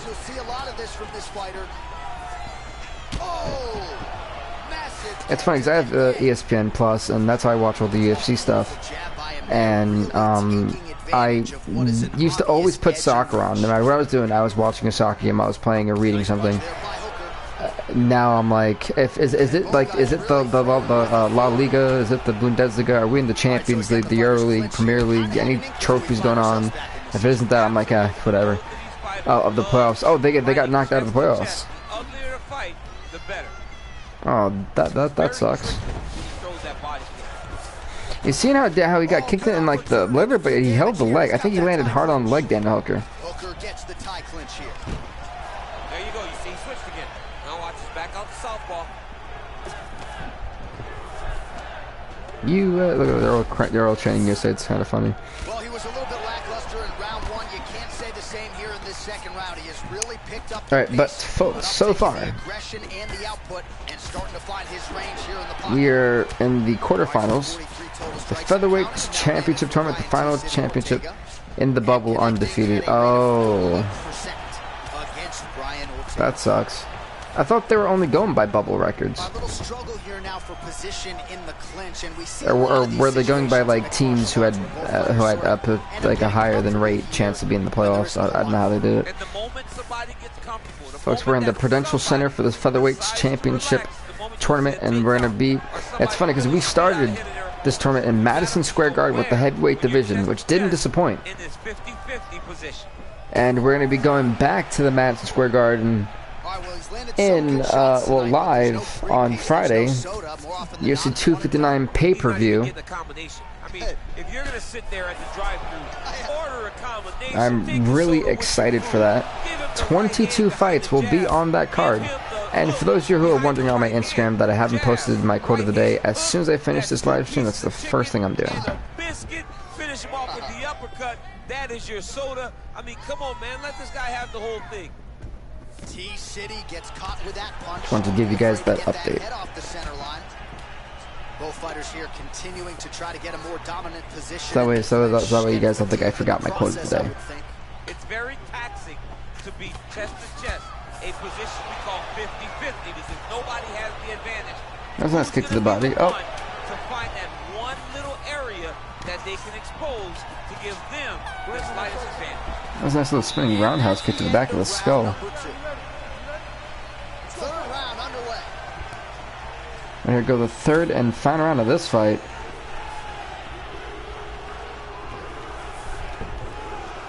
Then we'll still have one actual, we'll have one fight left in the quarterfinals after, so it'll be ranked number 3, Zabit Magomedsharipov, taking on number 6 ranked Alexander Volkanovski in that fight. What Twitter? Oh, yep, my Twitter should be actually up there. I posted my Twitter, my Instagram. If you scroll up in the chat screen, I think you should see it. If you go to like live chat, if you click live chat on anything, you should see I posted my Facebook where I put all my updates, my Twitter, and then my Instagram. Instead of having a Facebook page, because I never keep up with those, I go on my actual Facebook. No, what is Twitter? Oh, Twitter is an interesting place. Twitter. And that's me putting it in the best way. Twitter is an interesting social media platform. There's a lot of things you can find on Twitter. From sports to food. That's the thing on Twitter. Anime is another thing. And the weather. That too. Timely defense there. Huge block for him. He's looking for that left hand. Not there. Oh, nice kick to the body. So, you know, like, again, my next thing that's going to come up here is these guys are throwing bombs. It's awesome. But what happens when, you know, what happens when you go into the next round or the final fight and you're extremely gassed out while your opponent has got a great, you know, a great tank ready to fight. And a nice job at least staying upright on that. So I really didn't expect Brian Ortega to, you know, come and battle and go to what Daniel Hooker does best, and that's box. He kicked him on the head on the way down and absolutely mauled him. Brian Ortega with the knock. Oh my God, look at his face. But Brian Ortega with the knockout victory knocks out the number 8 ranked Dan Hooker.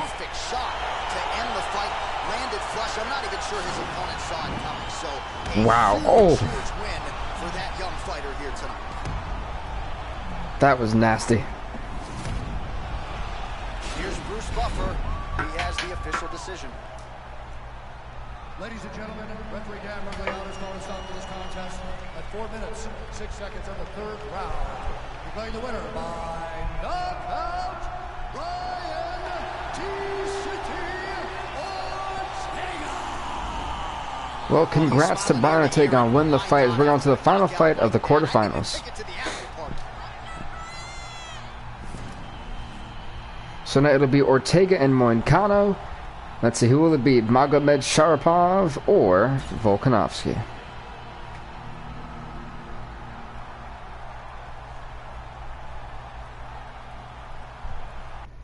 Coming up next, it's a UFC featherweight division fight.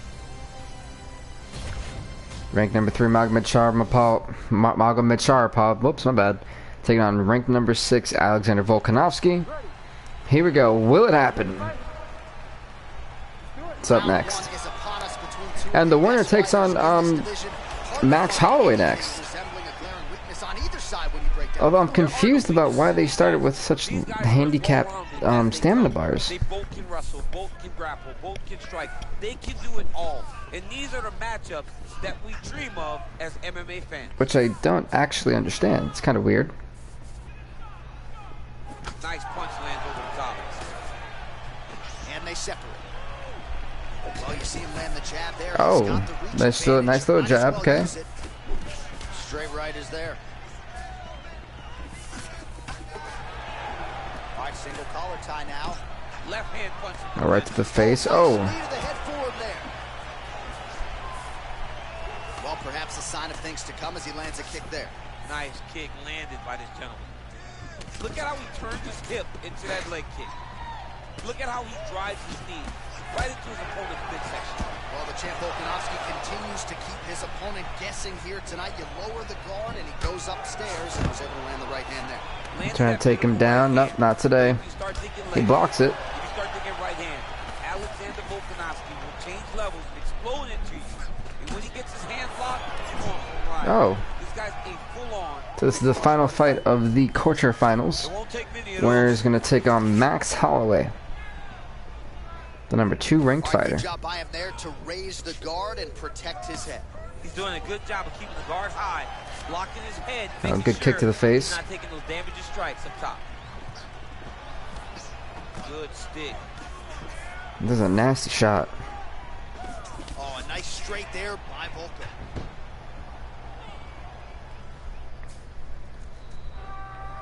Oh, beautiful job by him there. Maybe the opponent was expecting the straight punch, and he goes to the hook. Mike Tyson used to have some of the best hooks in boxing, and this young man tonight is throwing. So these two guys are just. I don't think any of these fighters are gonna have any type of energy left. You know, going into the semifinals. Just misses there with the left. Oh, look at that jab. Snapped his head back. His jab gets to the target so fast, and he always brings his hand right back to his face. Nice spinning back fist, okay? He's got to be careful dipping his head when he's throwing that jab.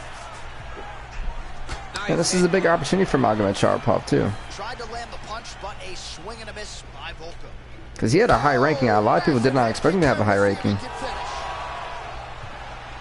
Handicap. Yeah, I'm not so sure about a handicap either. That's why I was confused. Like, this is an opening round. Both guy fighters should not even. They should have full stamina. Oh, he obliterated him with that one. See, there's one thing I like about the kick is that if it lands, it is extremely effective. But if you miss, your opponent can literally kick you in the face, and that's it. They will break your face. He caught him again. Those kicks are deadly. And Volkanovski would do well to avoid them. Yeah, that's the one thing. I would never want to get into a kickboxing fight with Magomed Sharapov.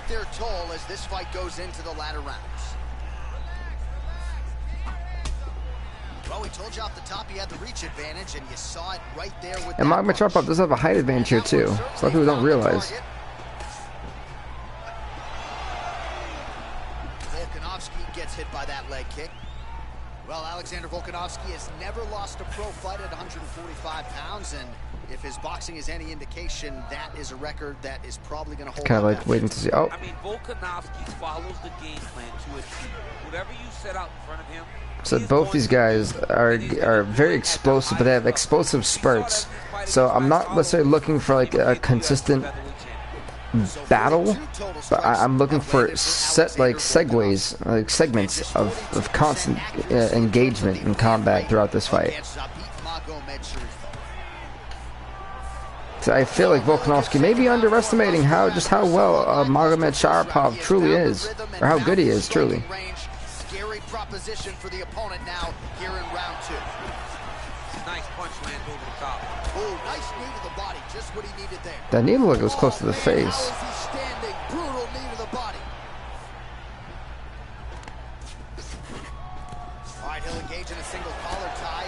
If your opponent has you in the clinch, pulling down on your head. So it's funny. The women's bantamweight tournament, they were all going for submissions.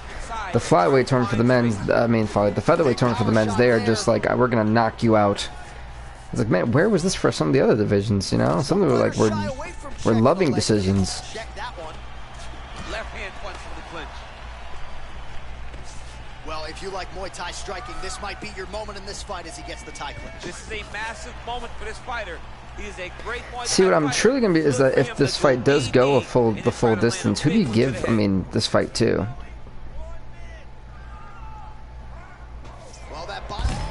Caught him again.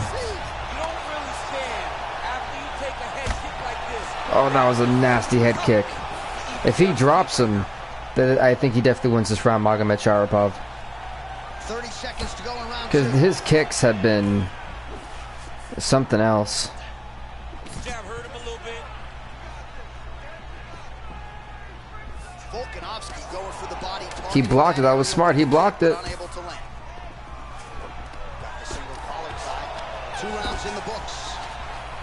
That was an exciting 2 rounds. Man, this octagon is... I love the fact they actually added the blood. Like, that was my one thing I really didn't like about UFC. UFC 3. Like, there was like barely any blood. I'm like, dude, I punched this guy in the face 20 times. Or 200 times. How is he not bleeding? Look at how he turns his hip over when he throws that kick. Oh, nice right hand counter. Great diversity in his attack. Nice elbow from the clinch. Magomed Sharapov's got to protect that face. Straight punch lands.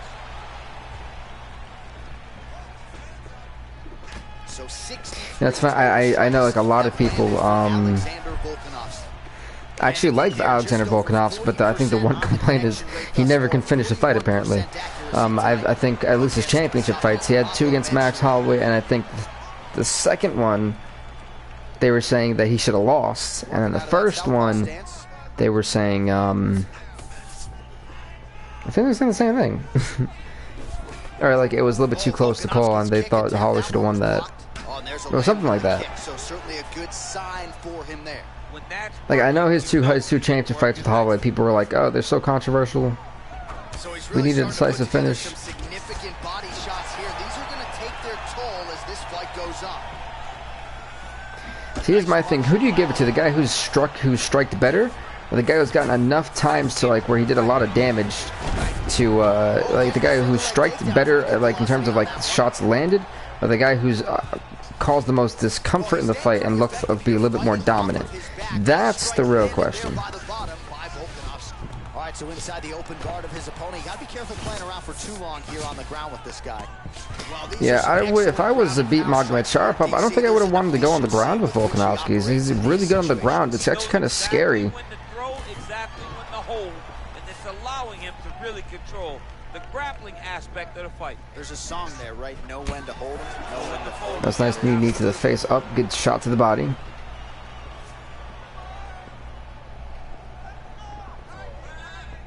Oh, nice straight punch there. Must be nice to have a reach advantage like this, DC. Okay. Got a minute and basically 5 seconds left in this fight. I don't know who you give this one to. It's difficult because I feel like round number 1 was definitely Volkanovski. Round number 2 I'm giving to Magomed Sharapov. And round number 3 I don't know. So it's honestly going to be how the judges view this one. We got 30 seconds left. It's still enough time for a potential stoppage. When you get kicked in the head like that, I'm not sure. Look at his left eye. It's so swollen. But for Sharapov, we've seen people get too aggressive, get caught once, get down, and then get knocked out. So Sharapov should be very careful here. And he dialed him down again. Who do you give this fight to, folks? With that move right there, I want to say Magomed Sharapov. But we just, I don't know. Judges scored the contest 29-28, 30-27. 29-28, declaring the winner by unanimous decision,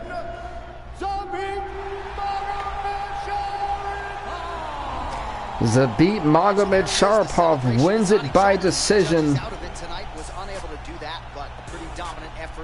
He will be facing Max Holloway in the second round. Congrats to Zabit, man. He outfought Alexander Volkanovski. And rank number 3 eliminates rank number 6. So it's funny because we have rank 1, 2, 3, and 5 left. Charles Oliveira was ranked number 4, but he got eliminated. So, folks, we're going to kick things off with Brian Ortega and Renato Moicano. Ranked number 1, the former champ, takes on ranked number 5, Renato Moicano. Here we go. The winner of this fight will go on to the finals to compete for the featherweight championship. Let's see who's got what it takes, folks.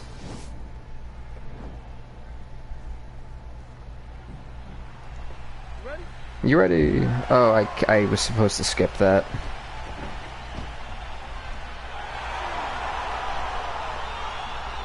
Yeah, we got to skip that. I don't like that thing. Like, they're cool when we're doing a pay-per-view or a show, but when we're doing a tournament, no. Did we actually skip the Moicano and Oliveira fight? But look how much stamina Moicano has left. It's like he barely actually fought. The highest level of MMA on display tonight. Oh, really using his And that's kick to the face. So if Moicano beats Ortega, I think it's got to be a little bit of an upset. Great punch landed with so much power. Look at him chopping the wood. Chop the wood with those legs. Okay. Oh, that was a nice kick to the body. Single collar tie here, and they separate. Nice kick there by Ortega. Back to the left hand. That was a nice little body kick. Okay. It's funny. You see, Moicano's trying to strike from a distance, and Ortega's trying to close that distance. It's very fun to see two different ideas here combat each other. Body kick attempt here, it's no good. As this is the opening fight of the semifinals here in the featherweight championship tournament. Oh, head kick. Under 3 minutes now to go in what has been a very fast-paced opening round here.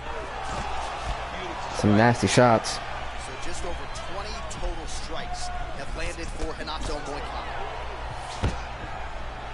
Trying to take him down. No, he stuffs it. Without issue.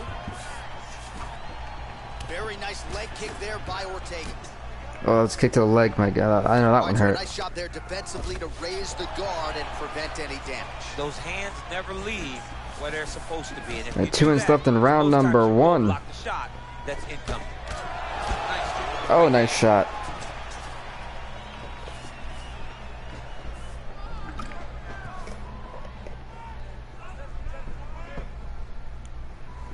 Oh, big knee to the body. That'll soften him up. Crowd chanting for Brian Ortega. Ortega's kick, that one blocked. Oh. Nice stick with the right hand. Moicano gets in the clinch. Okay, what's happening here? Getting a little bit of a standstill. There we go, some action. Right hand.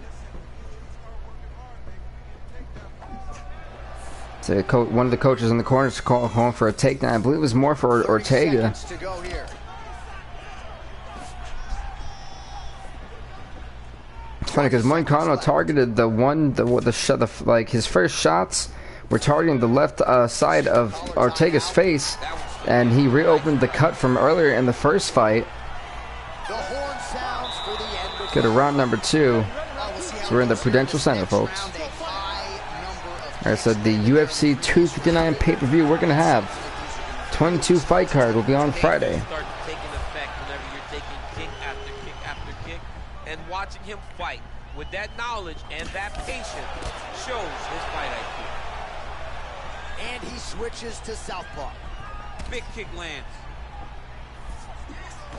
Wow, that right punch has been the money weapon for him. Nice little right punch. Again there. If his opponent does not change something, he will continue to throw the strike until he makes it. Stop throwing.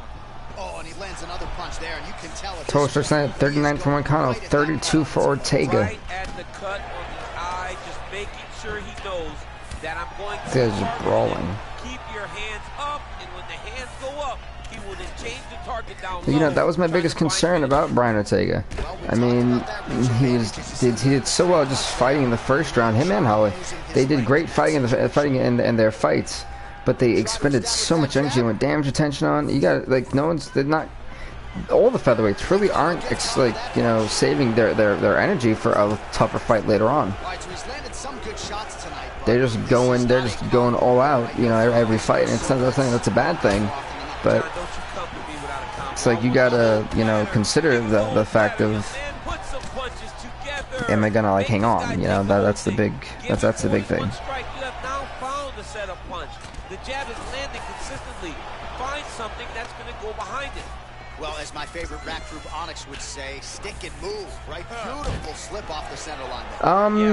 At Brandon Thompson, if you play Ultimate Team, yeah, you should. If you play franchise mode or the career mode, no, you should not. Literally. I think honestly, if you're just playing for the career mode, I still think it would be a waste. But if you're playing Ultimate Team, that seems to be like where that's where everyone plays nowadays. But if you're doing that, then yeah, you know. Big left hook coming, it's blocked. Trying to hammer that And overall, I definitely am not purchasing Madden 21 this year. Nice stick with the right hand.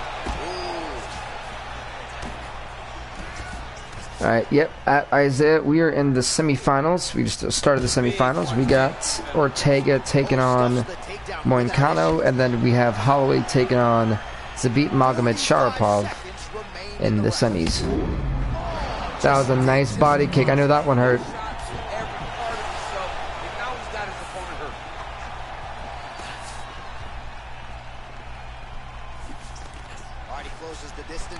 That was these guys just going to war. Honestly, you know, for Moicano, he had such a great tank. He looked like he barely fought. Like, you know, he was just chilling for the fight he had. Oh, nice head kick.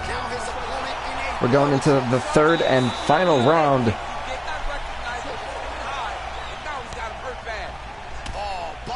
And somehow Ortega is still in this fight. That was a nice liver kick, and that one hurt.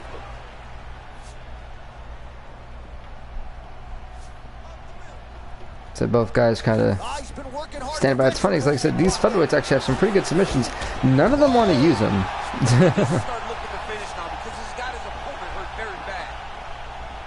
He really does. He has his opponent hurt definitely bad. Like it's not even funny. 69 total strikes have landed for Renato Moicano. While the accuracy rate not great. Oh, nice knee to the face. 38% on the connections against Brian Ortega. Attempts the front kick there. Right, so both guys, there's a lot more movement in this one, but they're not necessarily engaging in this third and final round. Trying to go to the body now with the kick. For Moicano, I think he realized that he's kind of won this fight, but he still wants to make sure that, like, you know, he does enough for the judges on, like, oh, winner. Because we have had 2 bad judges calls and combined in all the tournaments so far. Oh my god! That head kick was lethal. Ranked number 5, Renato Moicano goes on to the finals. He knocks out the former champion, the number 1 ranked Brian Ortega. Just like that, my goodness. Boom! And he just folds, folks. That's one more time. Wham! My goodness. All right, here now, Bruce Buffer with the official decision. Ladies and gentlemen, referee Dan Bergliana has called a stop in this contest at 2 minutes, 7 seconds of round number 3. Declaring the winner by knockout, Moicano keeps his undefeated streak at 3-0. Look at him. Look at him. He is the man of the moment, celebrating one of the bigger knockouts.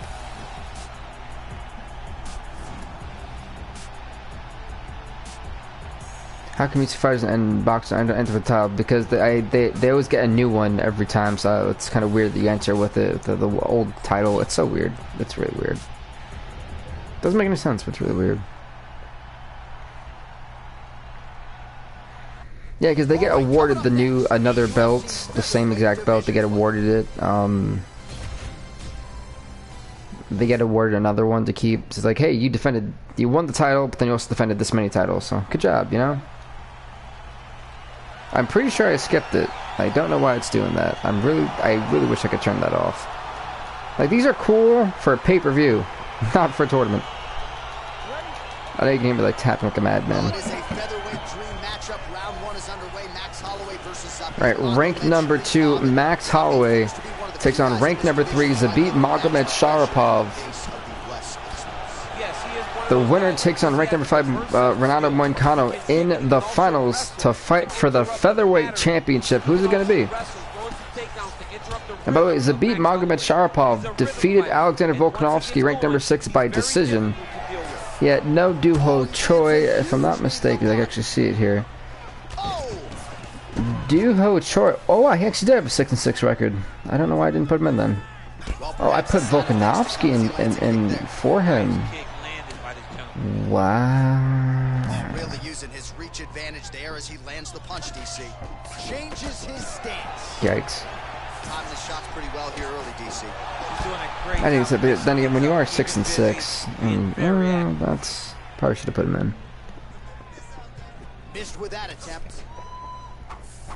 Max Holloway at his best in the stand-up here tonight. Yeah, but he'll probably be on the card for the UFC 259 pay-per-view though. Then Max blessed. And he connects with a punch there. We'll see if he can follow it up. He's landed that punch over and over again. What's he gonna do to follow up? Over and over, he's landed. Nice kick to the body. Holloway gets hit with a kick. So just over 20 total strikes have landed for Zabit Magomedsharipov. Big head kick.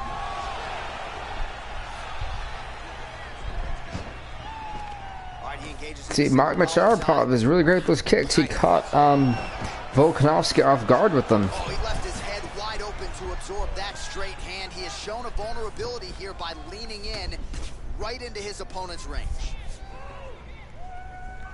Big kick. As I said, when this fight goes on to the finals of the featherweight tournament, and then after that we'll actually have a massively huge UFC 4 pay-per-view stream. 22 fights to be held in Madison Square Garden on the 21st. Crowd chant for Max Holloway. Oh,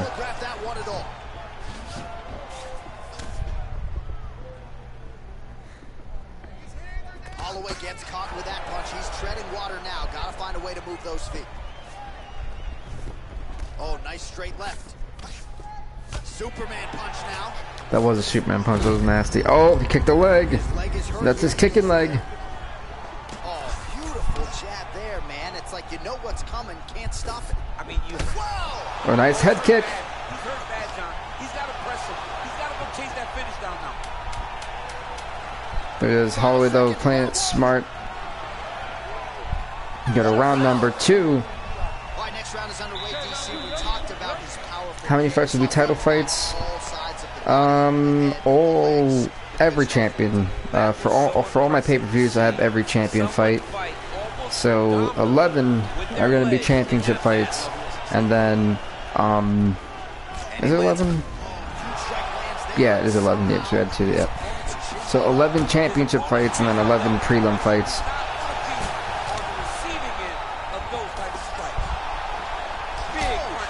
Oh my goodness, he's hurt. He is hurt. Magomedsharipov is hurt. How is he still going? Referee, you actually may need to stop this. This is... Max Holloway knocks out Magomedsharipov in the semifinals. Max blessed Holloway, folks. We'll be going on to face the number 5 ranked Renato Moicano. So we'll be set number 2 versus 5 in the finals for the featherweight championship. Can Holloway become a 2-time champion? We're about to find out, folks. Wow.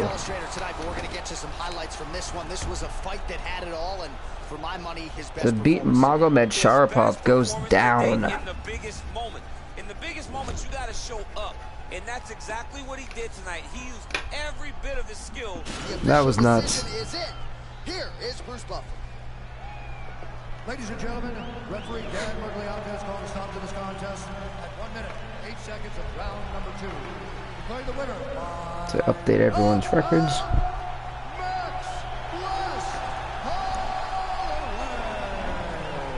Congrats to Max Holloway on winning the fight. He has still one more fight to go, and one more fight in the stream, and one more fight of the weekend. Literally, one more fight of the weekend. So I have put currently over 10 plus hours of content in 3 days. That is a record for me. 5 hours the first day, 4 hours and 40 minutes the second day, and then 3 plus hours today. Yeah, and then tomorrow I'm taking a nice off day, and then I also got to update the schedule. I got to do a couple things today. All right, that's cool. That's cool. I left the taunts pad for this one because I was talking. Ugh.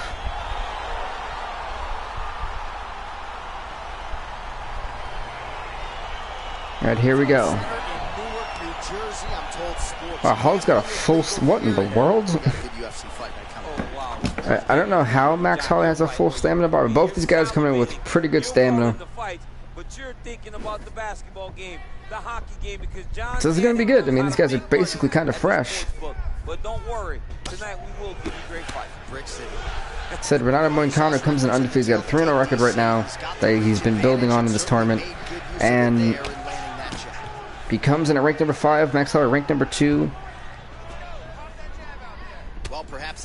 But we can officially confirm that the only 2 champions who recaptured their belts from UFC 3 to UFC 4, the flyweight champion Alex King and the light heavyweight champion Tito Ortiz. It looks like we're not going to crown history today by seeing a 4-time champion. Sad face. I was really hoping for that a couple times in these episodes. Nice knee to the face, but honestly, if Moicano beats Holloway, this has got to be an upset. This kid's been an underdog. He was an underdog in the Charles Oliveira fight. He was a massive underdog against the former champ Brian Ortega, and he comes in still as an underdog against Max Holloway. Think about it, he beat rank number 4. Then he beat rank number 1. Now he's got to beat rank number 2. This is not an easy thing here for Renato Moicano. He punched him in the liver. Go for the takedown. Holloway's going to help him use the cage so he doesn't get taken down.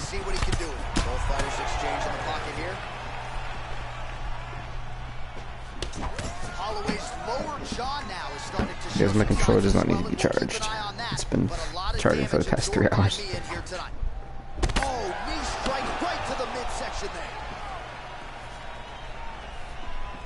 Under 2 minutes to go in a back and forth first round here. I have no idea what his coach just said, but it sounded like it was to do something. 90 seconds now to go in this one. I gotta love my... He's always underdog. Defensively, and you've got to be of sound defensive mind to set up your counter shots. Yeah, I mean, it's just one of those things to where, like, to see him in the fight, and that's what I love about these tournaments, man. Is that you just it's the people you don't expect to shine that wind up doing so. All right, some really grueling work here in the clinch. Both fighters really struggling to gain a dominance. Like I said, these fighters. I mean, one of the fighters. Whenever we do the ranking system, the rank system for UFC 4, which will be in like 2 days, one of the fighters who are in this tournament are going to get a title shot. Who? I don't know who. It's going to be about who when the matchmakers kind of rewatch the footage on some of these guys, who we all feel is worthy of a title shot. If you're in the finals, this kind of was your shot. I'm not gonna lie. So I don't think anyone in the finals of the fights will be getting them, unless it just was like that even. You know, personally, for the middleweight belt, I would like to see Edmund Shabazian versus Yoel Romero Blitzbound. So he had 2 good fights, and the 3rd fight he kind of survived. So yeah, I know he's not getting that fight, that shot.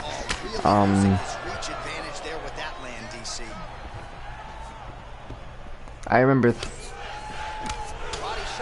3 all those subs. Have I done this for 3 years? No way. Another punch landed. That's crazy, man. 3 years. No, I feel like it's been 4. Because 2016 for wrestling, that's what I first did.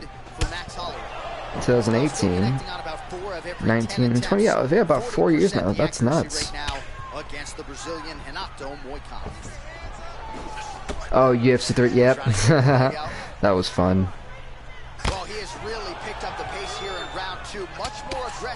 Yeah, UFC 3 was ridiculous with the submissions. That was... Yeah, that was insane. But, you know, it's fun. I'm glad they kind of made a different... I love the new submission system. I know some people are like, oh, it's not realistic. I'm like, nah, there was the other one. So anytime I hear that, I'm like, haha, go somewhere with that one. Just a slip there. I know that some people had such negative criticism for the game, and I was like, wow, this is probably the best game we've gotten since UFC 2. His stance, you'll see a lot of this from this fighter. Right hand upstairs. Head kick. Nice heck. So this has been an awesome fight. Punch lands. All right, he'll engage in a single collar tie. Going into this, And they separate. Holloway's lower jaw is just nasty at this point. Really swollen in that area now.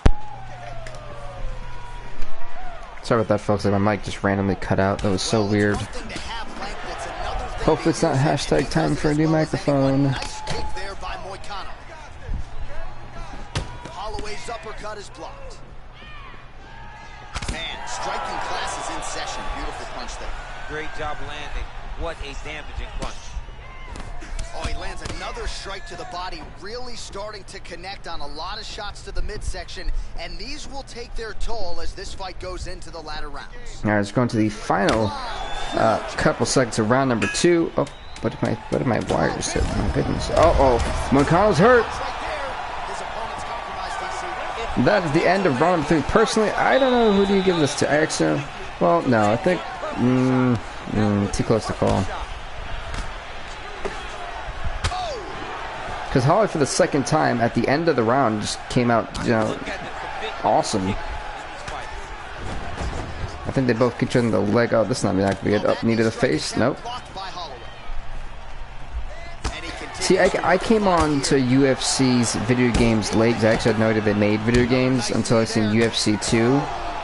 And I came into that one like a late. I came into the summertime and they were already making UFC 3 in like the process.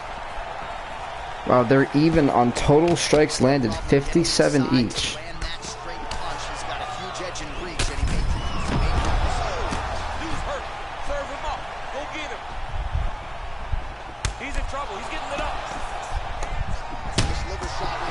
Nice. Dude, this is becoming nasty. Moicano with these strikes, he is coming out in this round looking for a finish. Takedown defense holds up. And you can honestly tell that Hall was not expecting, this fury of offense from Moicano. And now he's trying to expand some distance. And I said, yeah, but I wanted to catch him in UFC 2, and I caught the end of it, but it was still an awesome game. Like for a newcomer, it was easy to, figure out the system and everything. Wow. Wow! And the upset continues. Renato Moicano is your reigning defending featherweight champion, folks. Max Holloway made one crucial mistake. He didn't have enough distance. He went for a spinning roundhouse kick, and then boom! Good night. Good night. This is a massive upset. Renato Moicano, the featherweight champion. So by way of knockout, he gets it done tonight. There is the UFC featherweight champion. All smiles, no surprise there. Gets it done in a big way tonight as he wins the belt by way of knockout. Ladies and gentlemen, referee Dan Mergliata is going to stop this contest at 2 minutes, 29 seconds of the 3rd round. That is nuts, folks. The crazy thing is he keeps his undefeated streak. How is he in still? He's never been a champion. Well,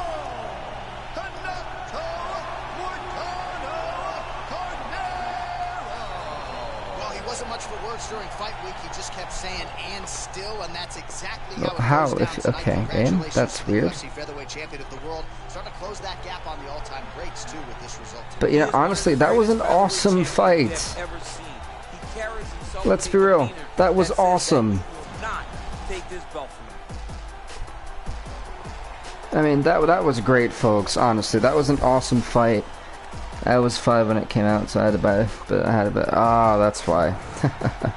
Well, folks, with that being said, please do leave a like, leave a comment, subscribe to BVTV. We'll see you for UFC 259 pay-per-view on Friday, the 21st. That being said, please do leave a like, leave a comment, subscribe, and stay off the hook.